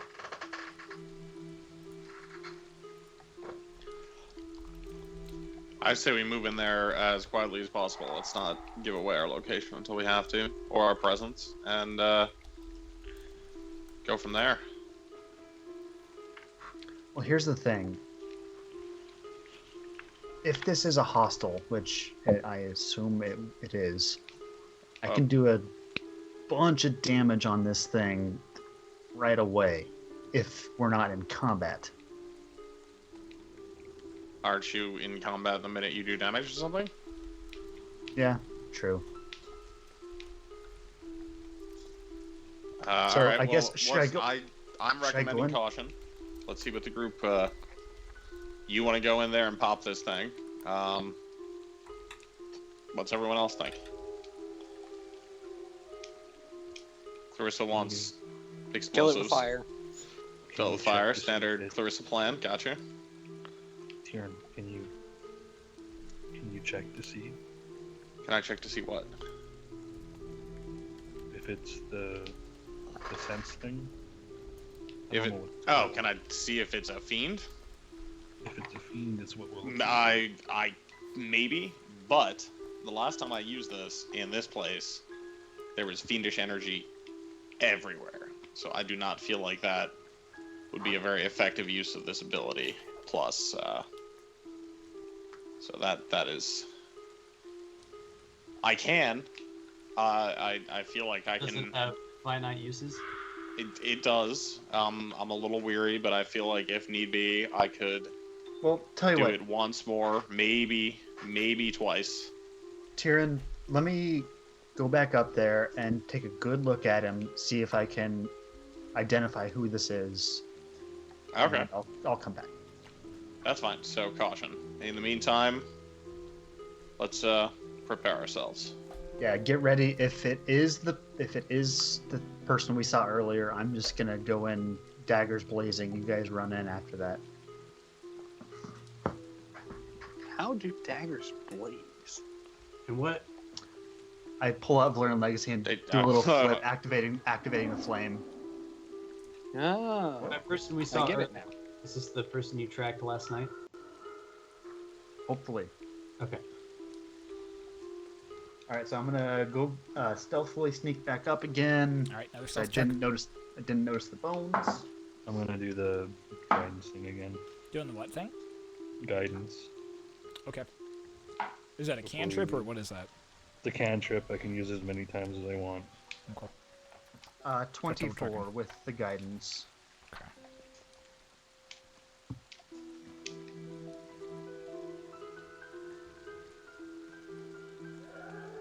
Okay, so it was concentration up for a minute, so you would have still had that. It's once he expends it, I have to cast it again. Right. Okay. Okay, so Karma, as you sneak forward, you get probably about 5 feet away from the edge, or from the edge of from the actual pipe itself. There are bones just just bones littering the floor. You actually kind of it's very, very difficult for you to be able to move through this without disturbing some of the bones. Occasionally there's like a small little clatter and clutter of just bones just moving and shifting underneath your weight. It's very difficult. As you do, you make it about 5 feet away from the exit and from the lip of the pipe, and before you notice that the individual before you starts to rotate. In that instant, do I recognize this person at all? It's rotating very slowly, so you don't. Are you staying there until you see its face, or what are you doing? Well, if I notice who this is, my goal is to backdash out of the way. Okay. It's just a very slow rotation. It's not like flipping and turning around. It's just a very slow rotation right now. Like it's not. Okay, well I'm gonna sit there for a little bit at least and see if I can get a look at the side of him to see if I can notice it from the individual we were tailing earlier. You never got a good look at their face. You just saw them mostly from the back and kind of from the side. The hood was up the entire time, so you never really saw what they looked like. But I got the clothes and you got that they were in a brown cloak. That's about all you got off of that. Unless you so the height, the weight, the carrying, the cloak, is it similar? I say you got the height and you got the cloak and you probably got like how heavy they were. So okay, you got that stuff. I'll say that, yeah. Okay. So you're staying there till how long are you staying there? Or are you just... does it match the description at all from the cloak matches the description, yes. As it's slowly turning and rotating, it seems to match the entire thing seems to kind of match the build, yeah. Okay, as it gets about maybe a fourth of the way around its rotation, I'm gonna sneak back down the hallway. Okay. As you're sneaking back down the hallway, you see it slowly you see it continuing to rotate, and are you keeping your eyes on it, or are you just turning around and walking back? I'm gonna keep my eyes on it, but then kind of with my back to the wall, I'm gonna sneak back towards my allies. Okay, I need another stealth check. I need another stealth check then. Okay. Because you are walking on bones right now, and this is technically considered difficult terrain now that I'm thinking about it, but, well, since I didn't make you do it before, I'm not going to make you do it now. Okay, so would this be, because of the boots I have, I get advantage from that. Would I get disadvantage from the bones? Since I didn't make you do it before, I'm not making you do it now, so roll the regular advantage that you normally do. Okay, so that with advantage, then it's 27. Okay, so you do make it back. You do as you're watching it turn. As you're backing up. You slowly work your way back down the pipe. Bones actually do clatter out from underneath your feet this time and go spilling over each other. The last thing you see before the light completely envelops the individual in front of you is you see the face of a child, from what you can tell. But the body seems to be longer and more heavier built than what a child would have. The child's face and head has black, shaggy hair. Its eyes are currently open, and in the time that you would expect it to blink, it doesn't. And as you make your way back, that's about all you see before the light just completely envelops it again, and you can't see it anymore. And you make your way back to your companions. I'm kind of shaken by this, so as I approach them a little bit, I'm kind of staring down at the ground as I approach them. Guys, there's I didn't get a good look at the thing earlier, but this is some kind of child. But the limbs are longer and heavier built. Never seen anything. It didn't see me. As Carbon's talking about this, you hear a whoosh, whoosh, and then a clattering of bones before everything goes still and quiet, apart from the steady drip of water and rain. What the hell was that? Anyway, I say we go in force, and if it's hostile, then we attack, but if it's not, we need to help this thing.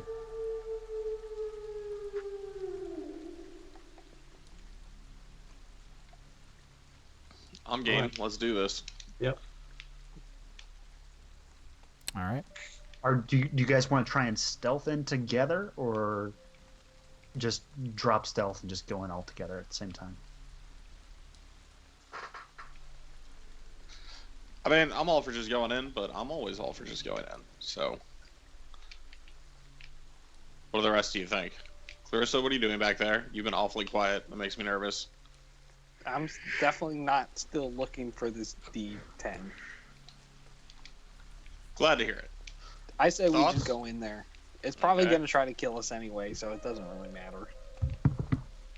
Exactly. All right, so let's all just move on up then. DM, as we do though, I want to prepare an attack for the first hostile motion that it makes. Okay. All right. So as you all move up, Karma, you look kind of twitchy. You all right? so Karma has his dagger out and he is getting ready. As you all move up, you make it to about 5 feet before the edge of this pipe, and as you glance out and look, you don't see anything floating or rotating or anything that Karma described. Bones clatter underneath your feet as you continue to walk forward. You make it to the very lip of this place, and you see another very large cistern, cylindrical in shape. And you see down on the ground, you see a pit.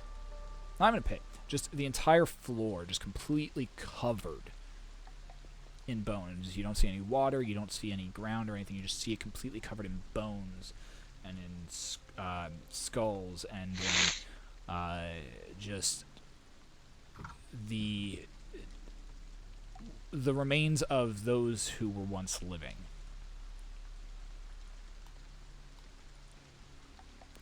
As you glance up and look, you see towards the ceiling, about 60, 50 feet up, you see another grate that's letting in light and rain that's coming down. You hear the sounds of crows and other birds far off that seem to be echoing down into this cistern.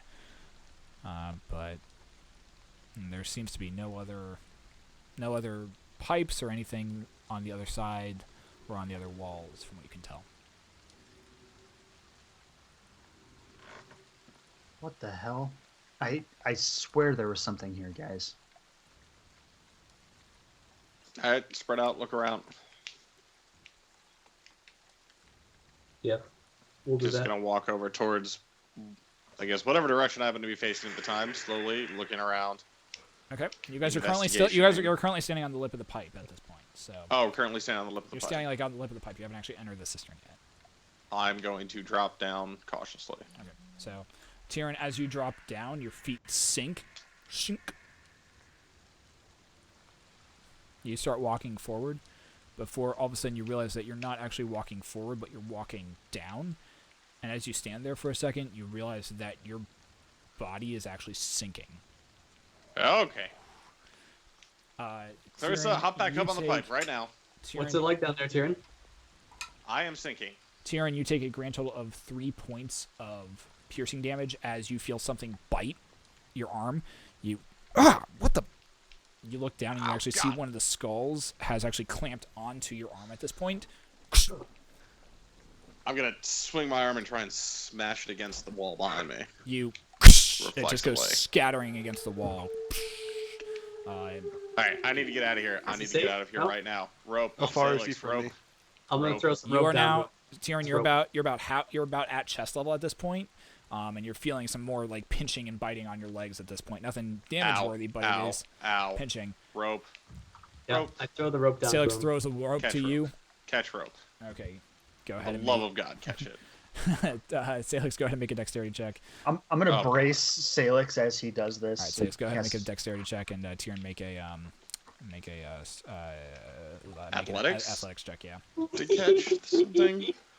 Oh, fuck off. 3. Oh, God. Okay. Come on.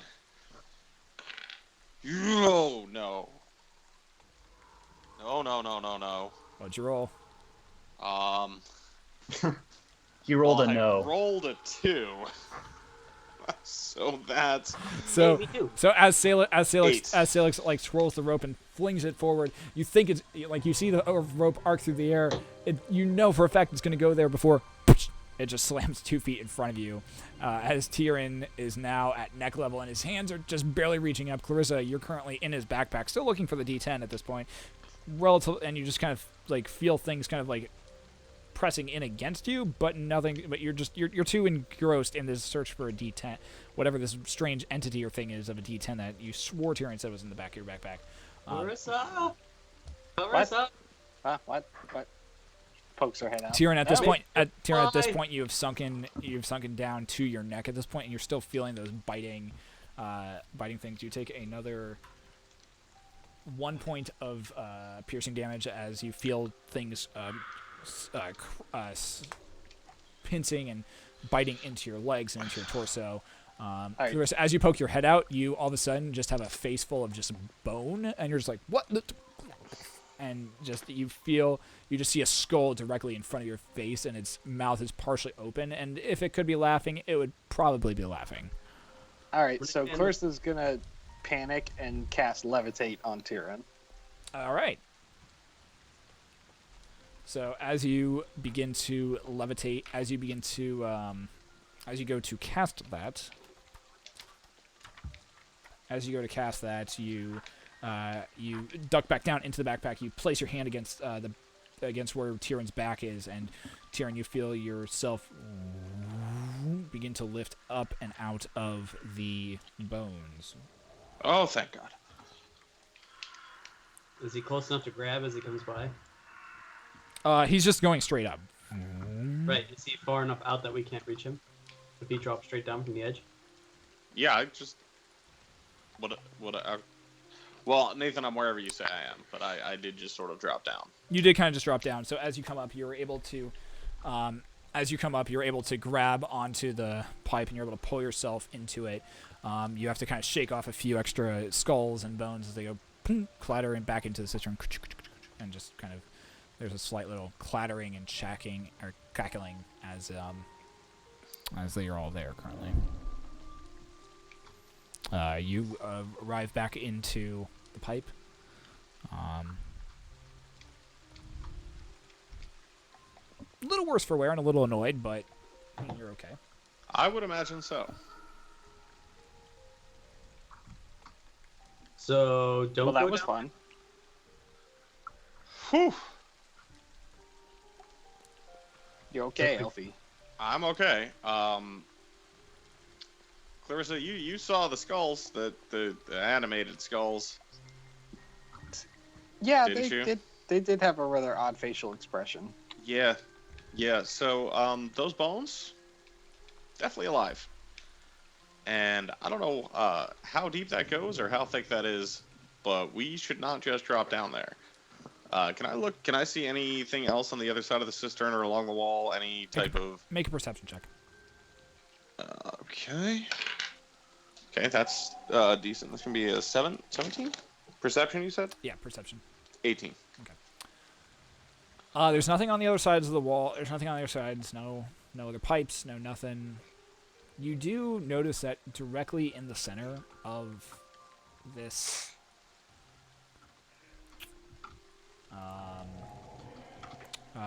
45 foot in diameter thing's about 25 feet out. 20 to 25 feet out, you notice there is a area within the bones and the skulls that appears to be less active than the rest of it. As soon as you're like, and the rest of you notice this as Tyrion hit the skulls and the bones, that as he did, all of them became very, very active and became like chattering and moving, and like there was almost kind of like this movement and water-like and liquid-like movement of the bones and skulls. But you notice that in the very center of it, about 20, 25 feet out, there's this area that appears to be not moving or very inactive. And Tyrion, you notice this as you like you're just seeing like this liquid shape, but now you also, but after looking about, you do notice that one little area in the middle.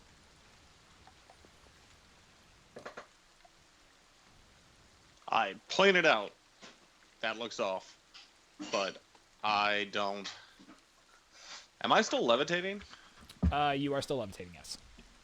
Clarissa, this what you just did to me. How long does this last? Yeah, I don't know. All right.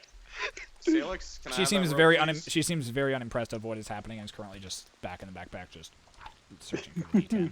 Fair enough. I'm gonna take the backpack off Okay. and hand it to Salix and take one end of the rope and tie it around my waist. And Okay. I'm gonna float on out to the middle. Okay, you have to closer left. push yourself because you don't have like actual propulsion. You have to push yourself in order to get there.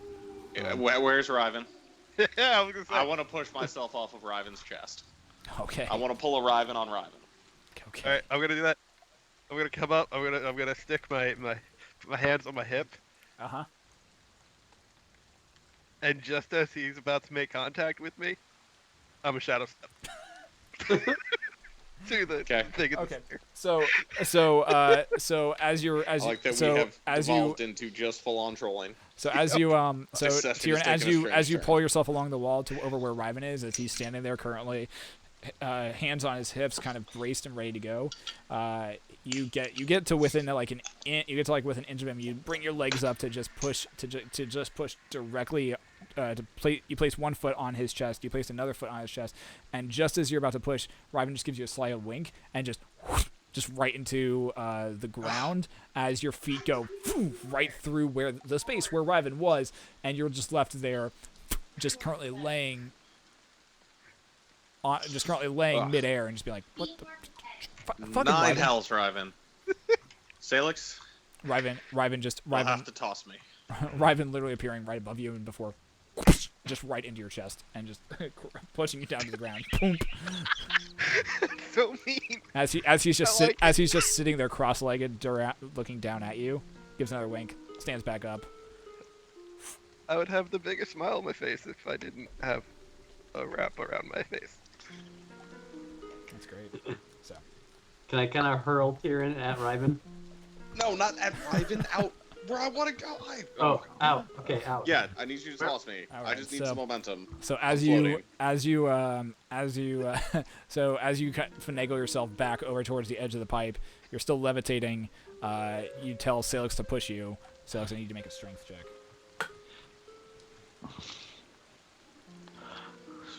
And I'm gonna prepare a Druidcraft that if he gets too far off or too much speed, that I'll try to like counter the speed. I'm gonna. With what? I'll With catch him. Druidcraft? That's Druidcraft. fine. I'm gonna catch him. What are you trying to do with the Druidcraft?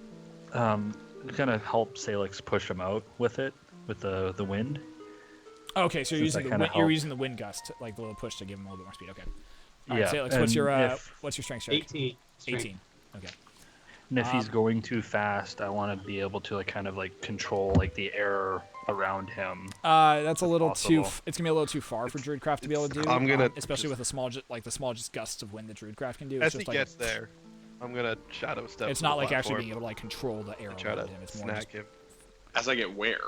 to the middle, to the safe Why do you spot. want to snag me while I'm in the Because middle? you're floating, you're gonna go right over it. so are right. you, Sorry, I thought it was implied that I was asking for like a slight nudge. so Riven, what are you doing? What are you prepping to do? But yeah, if you can Oh, help out by all As means. he gets to his destination, That's which why I have a gets to rope. the You middle can pull platform. back on the rope.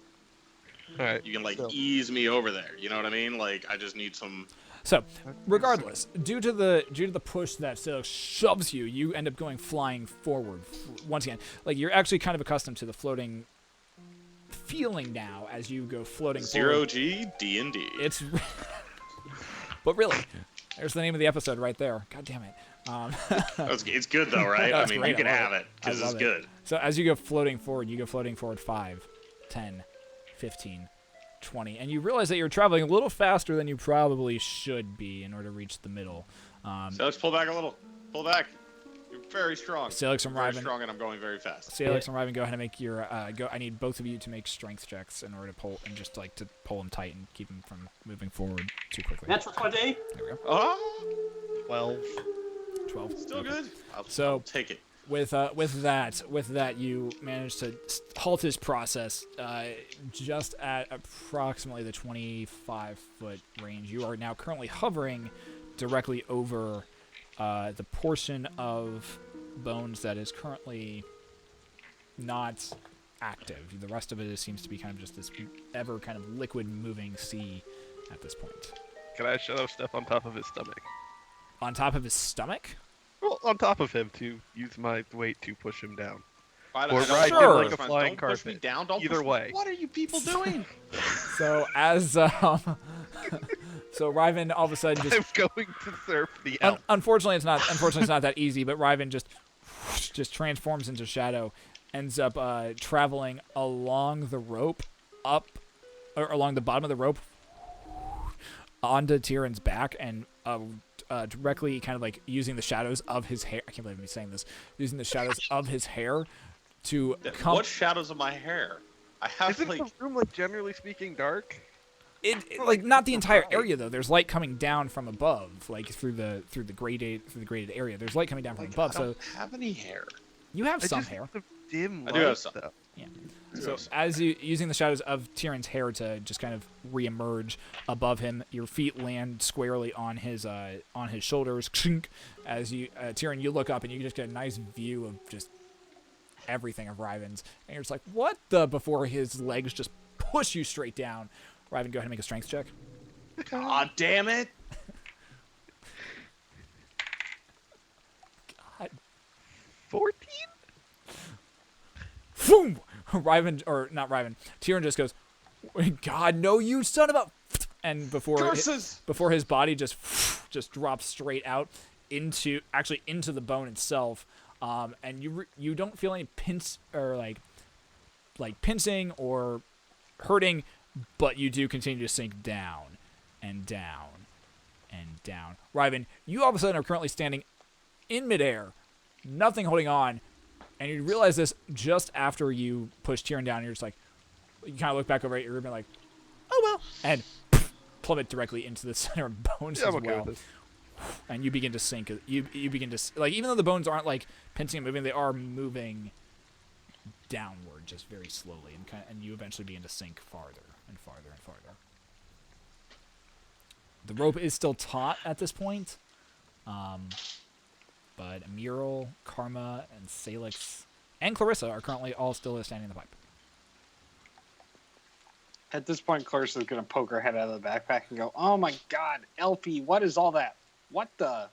And you, at this point, you look out and just in time just to see Ryven drop out of midair into this pile of bones, and he just kind of monks, just like arms crossed, just kind of big smile on his face, just sinking down and down and down until his head's just completely covered, and he goes out of your If view. you could see my face. If you could see his face, because you're wearing a cloak. God, I hate that. I mean, it works. It works for your character. I just, you and I What does know your what's face happening. look like? You and I know what's happening. No one else does. Oh man. So, Clarissa, Karma, Tyrion and Salix, or not Tyrion and Salix. Clarissa, Emuriel, Salix, and Karma. What are you guys doing? I'm gonna try and. Well, is Tyrion back on the ledge with us at this point? No, he's sinking. No. Him and Dude, Ryven I are am currently sinking sinking in the into the middle of the bone. room, Like and they are, Ryven is they're on top they're out of of me. view at this point. Do they have the rope at this point? Is The Salix rope talking? is Because I can't tied hear to him. me. Okay, so I'm gonna pull. I guess I'm gonna try and pull them back in if I can. Okay, make a strength check. Well, okay, that was a while ago. Is Salix not 8. here? I take it. No, he's Did back. we lose Salix? I'm here. Yeah. Okay. Oh, there we go. I'm just checking to see what Salix you guys has are the doing. rope. Yeah, Salix currently has the rope. Karma. Salix currently is holding onto the rope at this point. Tyrion! Tyrion! You just saw Tyrion and Ryvan just Gurgle, drop gurgle, into, gurgle. into this thing of bone at this point. Whatever. Tyrion? Hello? Hey, Gurgle. Carl, Gargling bones. maybe we should pull this You back in. can't hear them at all, by the way.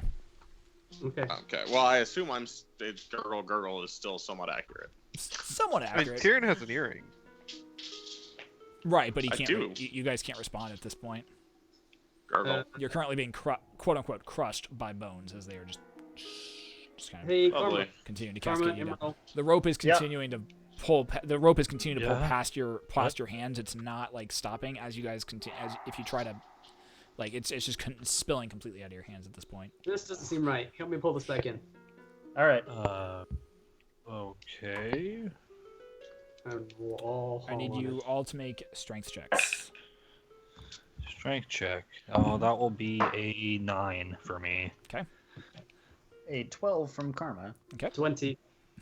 Natural or unnatural? Salix. No, not unnatural. 18 plus 2. Is Clarissa helping? I take it not. No, I'm in a backpack. You're still in a What am I gonna do? So That's my 2 rolls. So okay, so as you all try to stop the rope, it just continues to slide past you. You all suffer 3 points of burn damage from the rope burn that is currently as it continues to go past your hands. You ow. it hurts. You manage to get a little bit of a grip on it, and before it's just yanked from your hands, need for all 3 of you to make strength saving throws. Which is not a disadvantage for me. Strength save. No! Natural 1. Mother. Natural 20 on a save Oh. throw. 11. Okay. So as Amural is able to get a bit of a Amural is currently holding onto the back of the rope. She manages to actually get a good grip on it. And, manages to bite through the pain of the rope burn. Salix, you managed to get a grip on it too, but unfortunately, it's just too it's too hard. It's the rope is moving too much from you, and it actually yanks your hands out, and it actually yanks you with such force that you don't let go in time, and you end up actually going flying forward Uh-oh. into the cistern, and yeah, okay, and you actually end up landing in the middle of right where the rope actually was diving, or is actually continuing to go down into the area of bones that is not currently in movement, and you end up sinking face first, and you just your legs flailing about for a good solid 2 seconds before they are also covered up. Karma, you managed to end up actually hanging on to the rope, but you have enough sense to let go and not let the rope burn, but it hurts. It hurts, but the rope is still just continuing to just straight forward.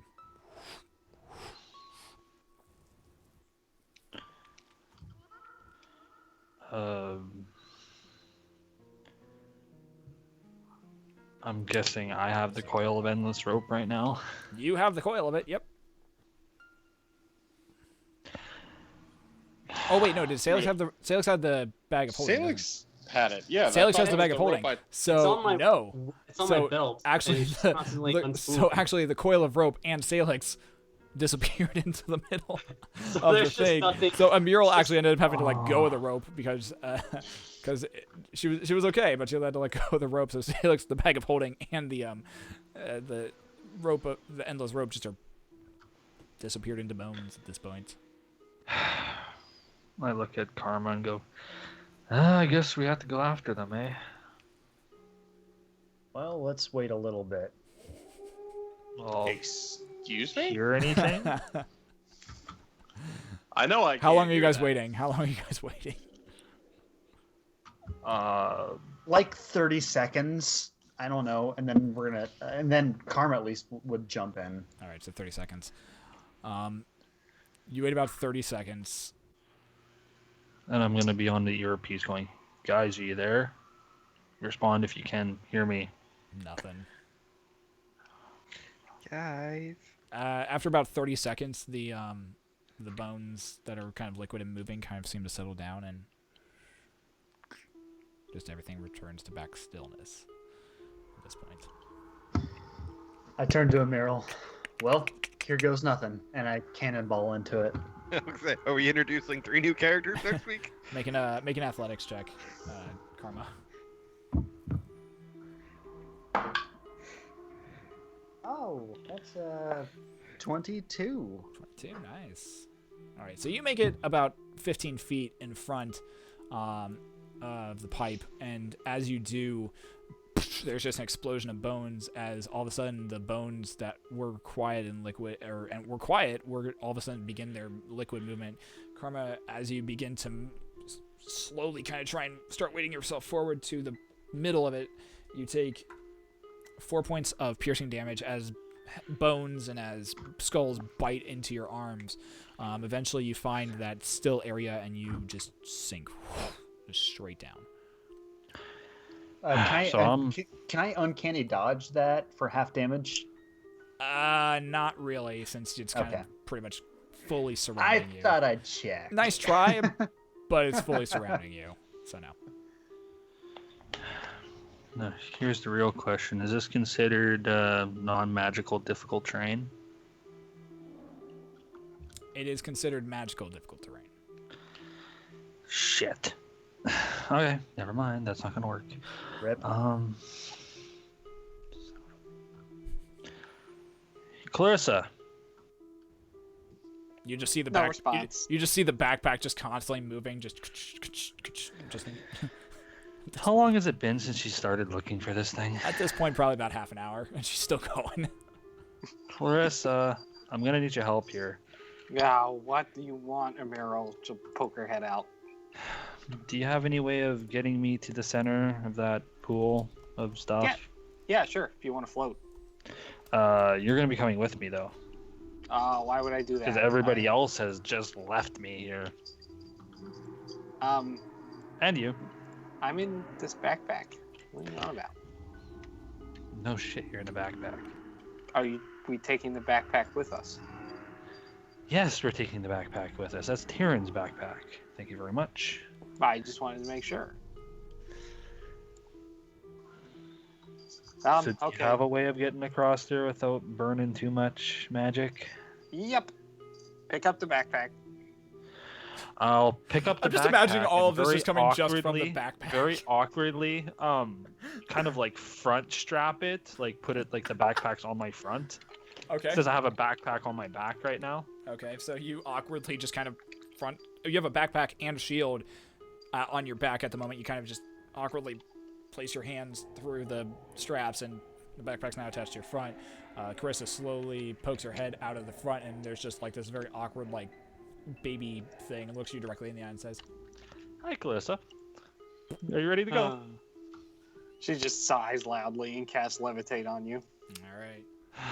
And at that point, I'm gonna grab the edge and. How many of those do you have, Clarissa? Huh? How It's many of only those- rank 2, so Okay, I so you have have a few of them. like Okay. a bunch. Yeah. All right, cool. So you levitate up in the air. Currently just floating there. I'm gonna grab the edge of the pipe and pull my. Actually, I'm gonna actually use Druidcraft to kind of pull myself. Kind of above the thing. All right, go ahead and make a intelligence check. And that's with disadvantage because I'm tired. Oh, not bad. A 14 and a 19, which would be a 17. So you managed to directly position yourself using the gust from both hands, just kind of like slowly iron elf yourself straight across the bones, levitating about 5 feet above them. You find the spot that's directly in the middle.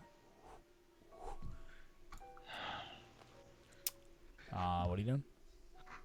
Currently just I'm levitating gonna- above it at this point. Clarissa, you ready? No response. Here goes nothing. And I put my hands up above me and I cast it and I shoot myself down into it. You begin sinking down. Now, all of you And I'm begin sink down, down, down, down. Tyrion, you continue going down, and it's slow at first, and then all of a sudden it starts moving very quickly before you find yourself actually getting slightly confused on how fast you're going at this point.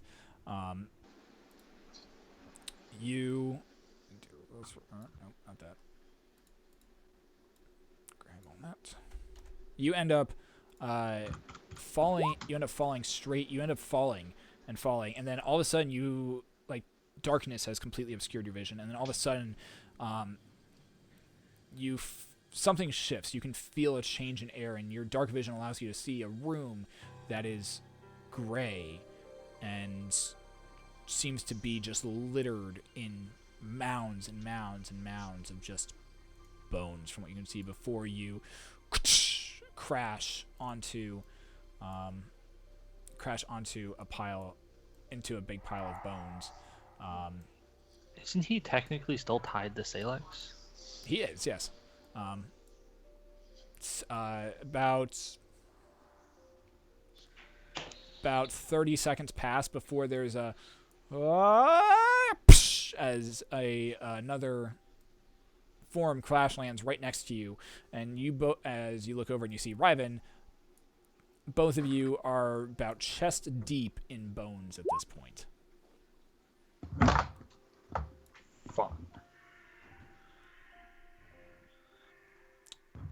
Tyrion and Riven. Wait, okay, so So we are chest deep yeah. in bones. And you're in a large, and as you look around, both of you having There you dark go, vision, just say. both of you having dark vision, look around and you see just a very large room, just with bones, just mounds and mounds of bones. As you look up, you see a very small, steady stream of bones just coming down out of a hole in the ceiling at this point. Does it seem like are my arms free first off? You're chest deep, so like you can bring your arms up and like you can like move around a bit. Like you can move around. You're just kind of you're in difficult terrain at this point. That's fine. I didn't know if like I was wedged in there or not. I was No, trying you to can figure out move. if You can I can move. feel as if does it seem flat? Like if I put my hands down, does it feel like it gives like liquid or Well, you're pushing it's your hands down solid-y. on bones, so like it's solid, but like they move and they crack, so you can kind of pull yourself up out of it a little bit. But as soon as you do, like you get your feet up, and you kind of find some semblance of stable footing before you kind of clatter back down into them a little bit. But like you manage to, like it's Oh, well, that's not like what I was just going like not for. as shadow step up there. not Shadow as stepping solves all your problems, but that's fine. The whole goal was to get on top of the bone so I could help pull Tyrion up. I mean, you can try if you want to. To help pull Tyrion up, I would like to help. I'm Chad just pull gonna Tyrion. try and start moving away from the area with which we fell because, well, I guess I wouldn't know they were behind me. I'm gonna do that anyway. Okay, so Tyrion starts kind of moving. Test you, my you movement, do you do see. as you, I need both of you to make perception checks. Okay. Plus 14. All right, so 14. Yes, Riven. Yeah, only one. Good. So Riven, as Good. Riven is trying to Good. get himself out of the bones, he fails to notice that Tyrion is moving away from him. Tyrion, you noticed actually about 20 feet behind you is a patch that doesn't look like it's really been touched by bones. So you can start moving in that direction, and you eventually get there. Riven, as you're getting out of the bones, you manage to finally find a place that is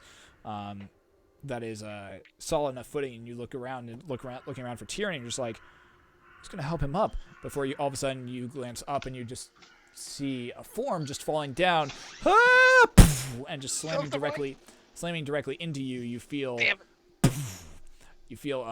a armored individual with a shield and a mace.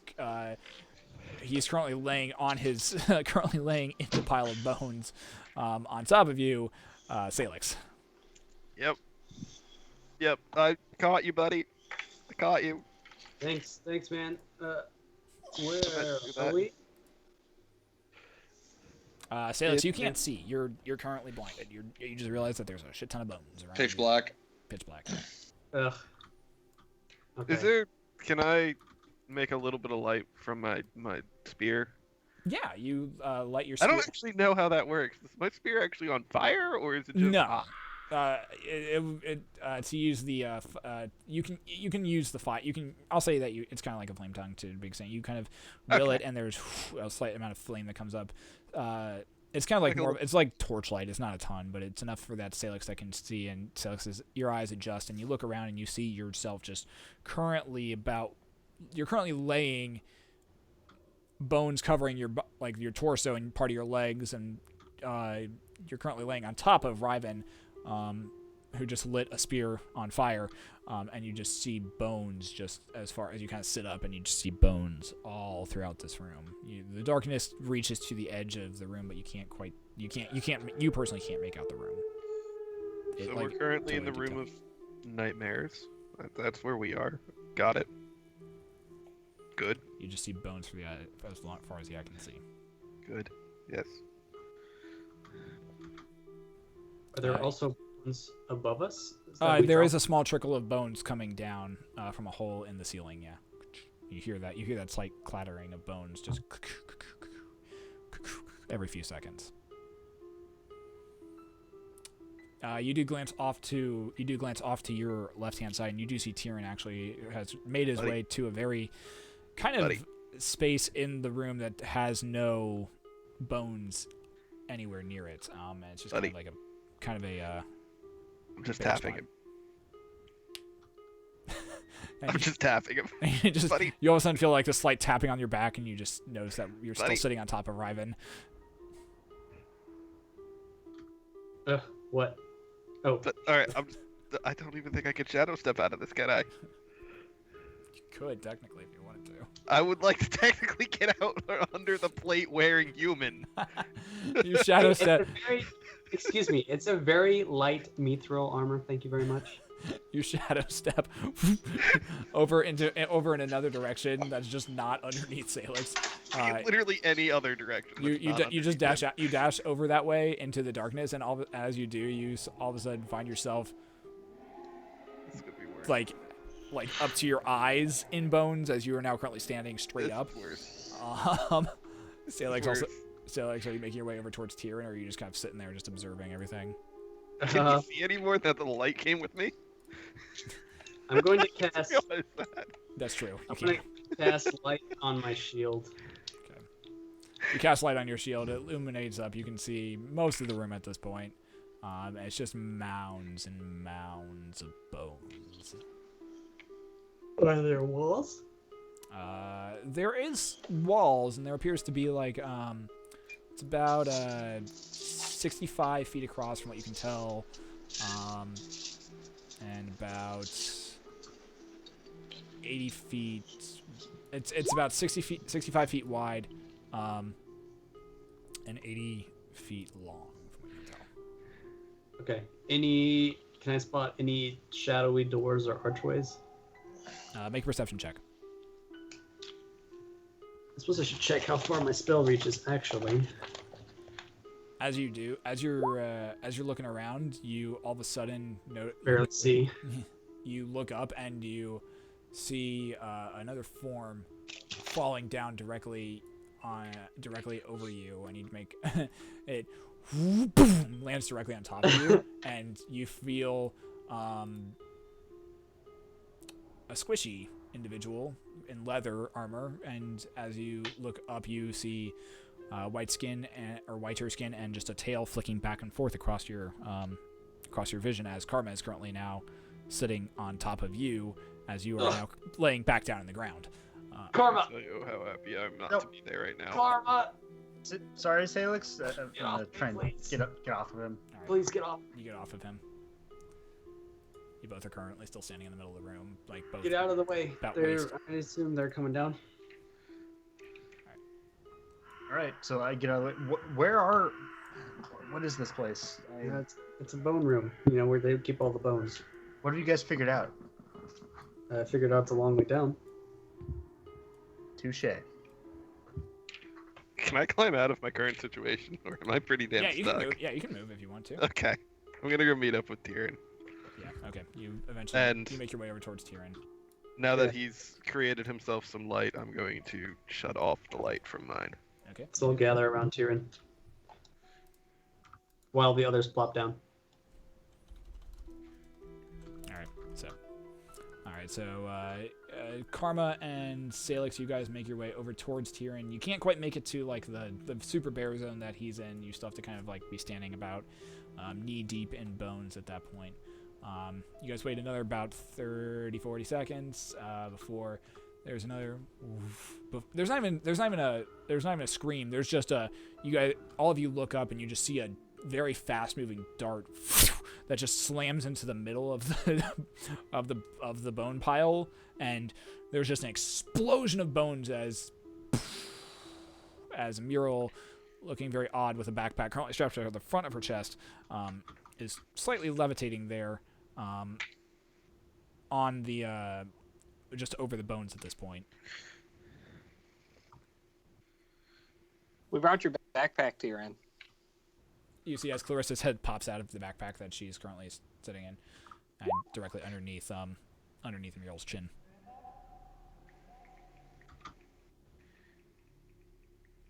Thank you. I will take that back. I druidcraft my way over to the group, and still levitating, Right, of still course, levitating. unless Clarissa decides to dump it on me. Yep, still levitating. Cool. Okay. I need everyone to make perception checks at this point. 8. Oh, well, that's not terrible. Man, I've rolled so many 9s tonight on perceptions. Man, I wish I was getting my other rolls right now. I rolled an 11, 8. which gives me an 18.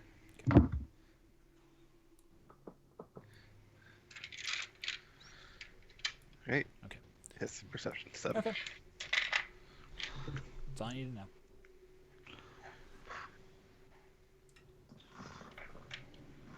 What do you guys do? So, this place is fun.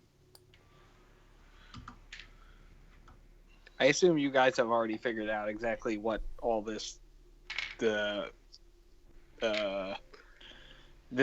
she just kind of gestures with her hands. Well, Is. Clarissa, I've just got down here and I've been told it's the bone room. That's what I know. That name doesn't seem to fit for some reason. I can't quite place it.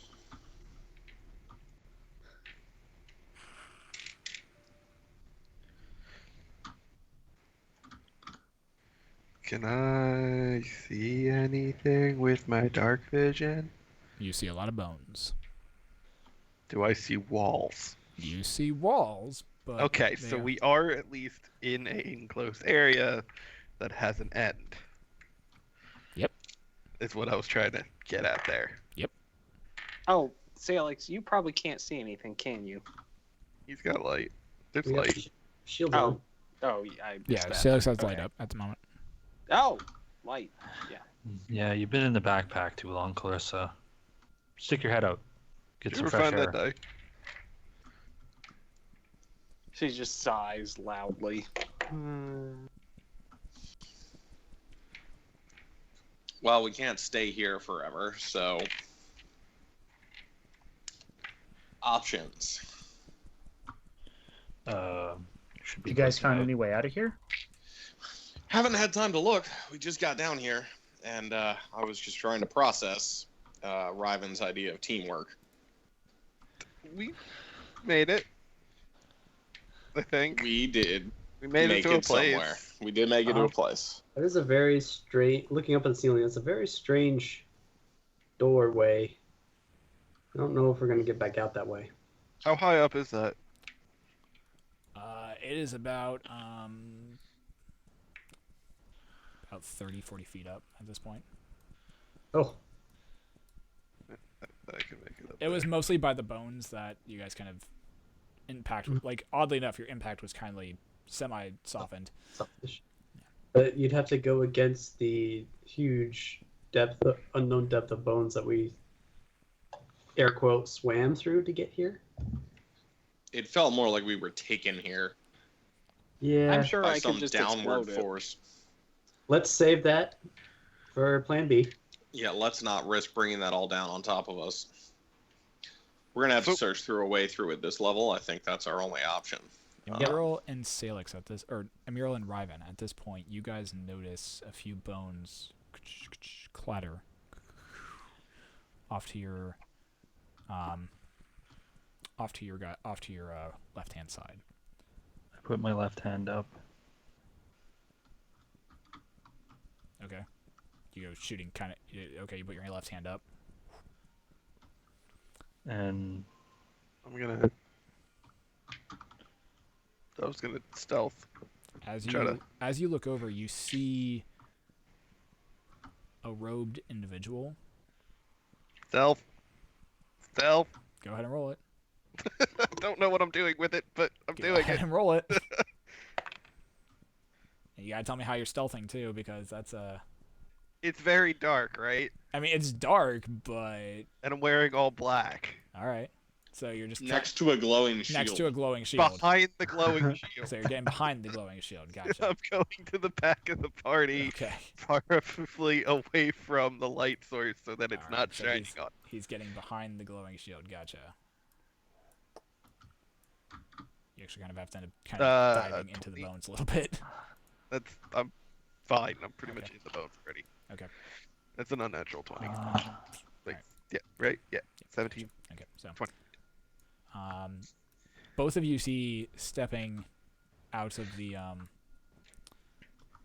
bone, or just above the bones, you see floating there a hooded and cloaked individual. Its face obscured by the shadows that the hood currently is covering over it at this point. The cloak just kind of hanging limply down by its side, its legs dangling, feet just dangling there. The arms seem unnaturally longer than normal. The body seems to be longer than you'd expect it to be. And it's just floating there at this point.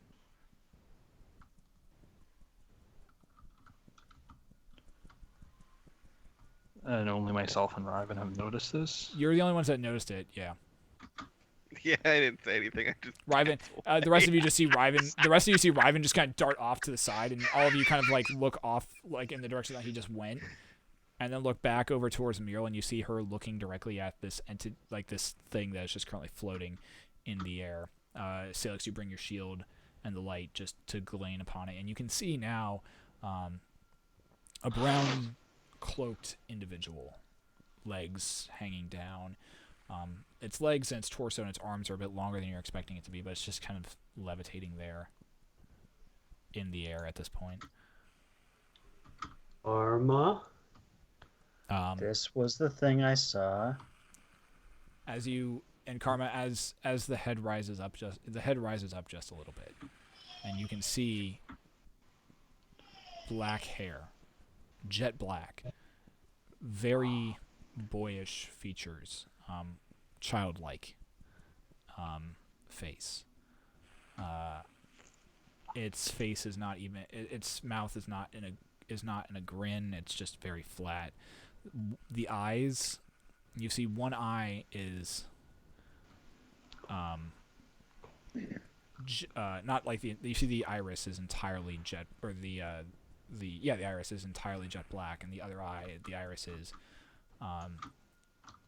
stark bone white.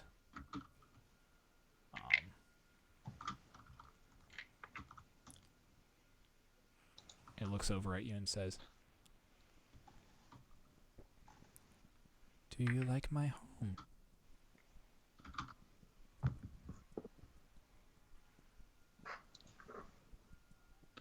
I'm sure it's a quite nice home. What's your name? Names have power. You have not earned my name yet. And who are you? What is it that you came here seeking? We are called the Ordos Custodes. We are here searching some lost individuals. Maybe some people who have done some very bad things. Lost individuals, you say? Do they have names? Salgent is one of them.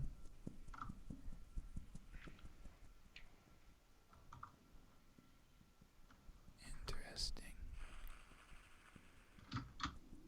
And looking for people who've done bad things. What do you want with them? Karma. Is that your name? Or is that what you want? Both. I Names. smile starkly on that comment. Its eyes dart from Karma over to you, Amiral.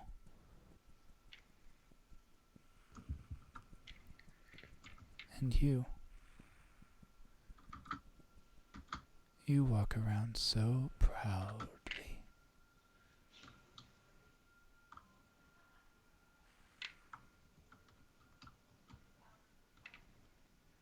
If you are searching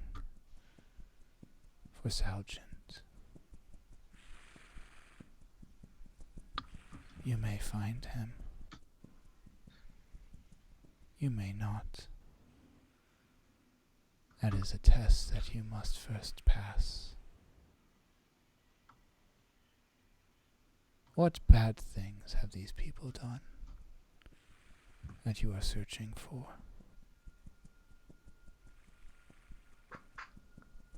They've taken life. They've murdered. All life is fleeting. Some lives end when they least expect it to. The only thing that they leave behind is what you see around. Its arms gesture out towards the bones that are currently encasing this entire room.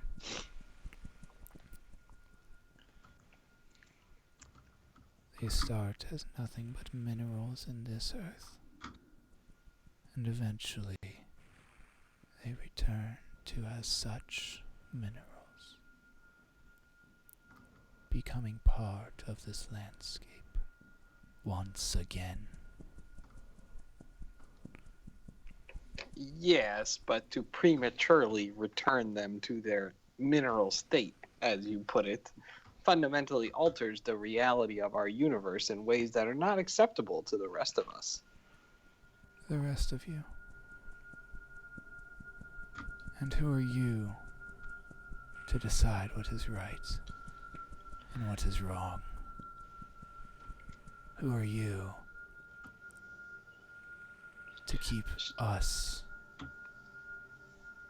from continuing our line, our lives?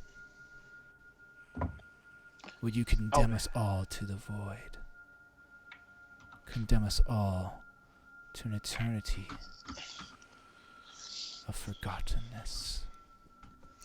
You would- As soon as At which point, as it says that, you see the cloak flutter as the body underneath it has vanished.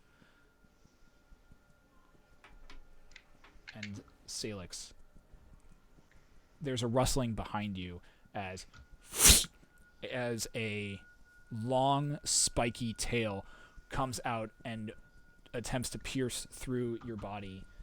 Oh. That is a 16, 23 to hit. Yeah. All right. Oh, So just in time, you feel as a large spike comes protruding out of your right shoulder. You suffer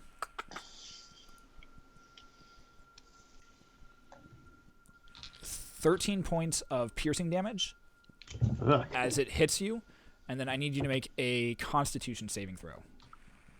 Constitution. Yeah. The 13 You're within 10 feet of me, You are so within 10 feet of him. plus That's- 3. plus 3. That's okay because I'm super hardy because I rolled a natural 20. Nice. You take.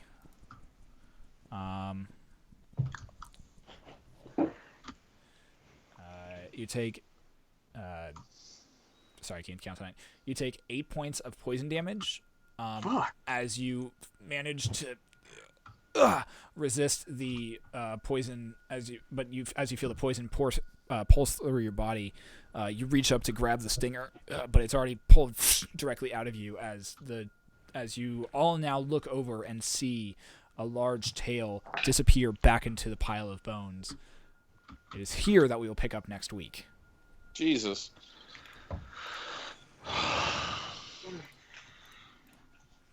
Wow.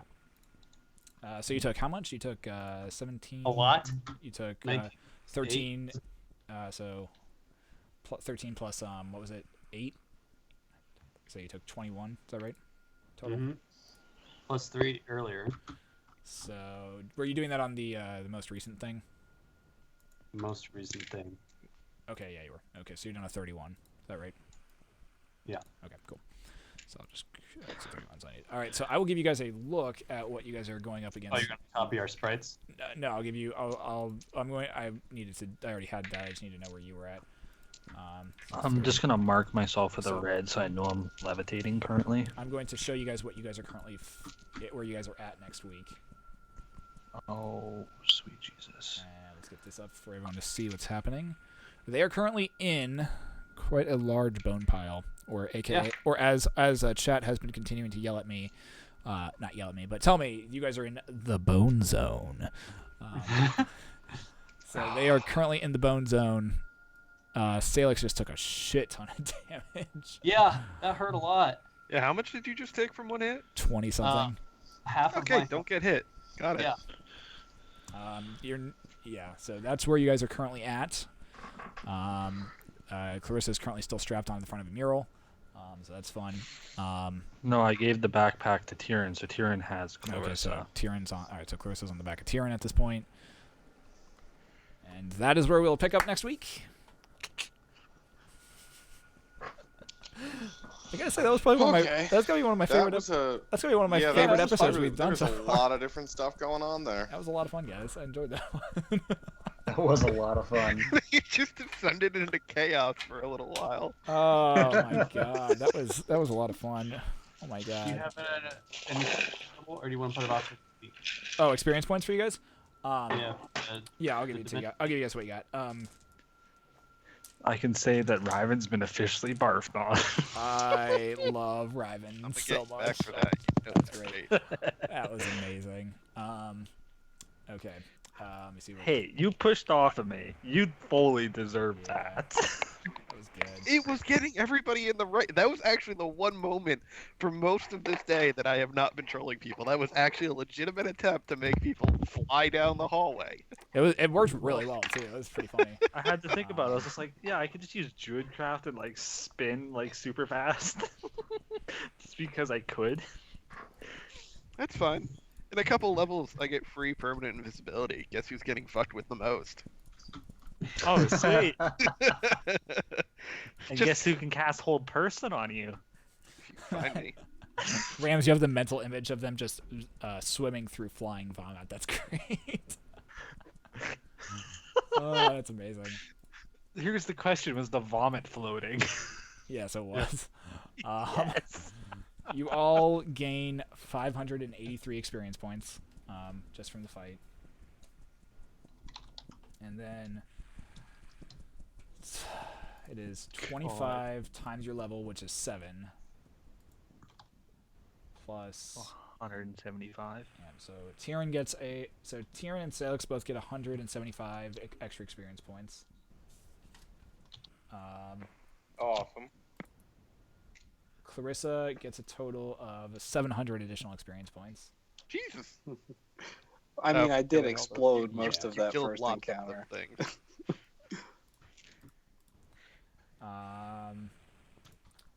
Mural gets 350. For vomit and Yeah. ingenious use of. And then A Karma cantrip. and Riven get an additional 525.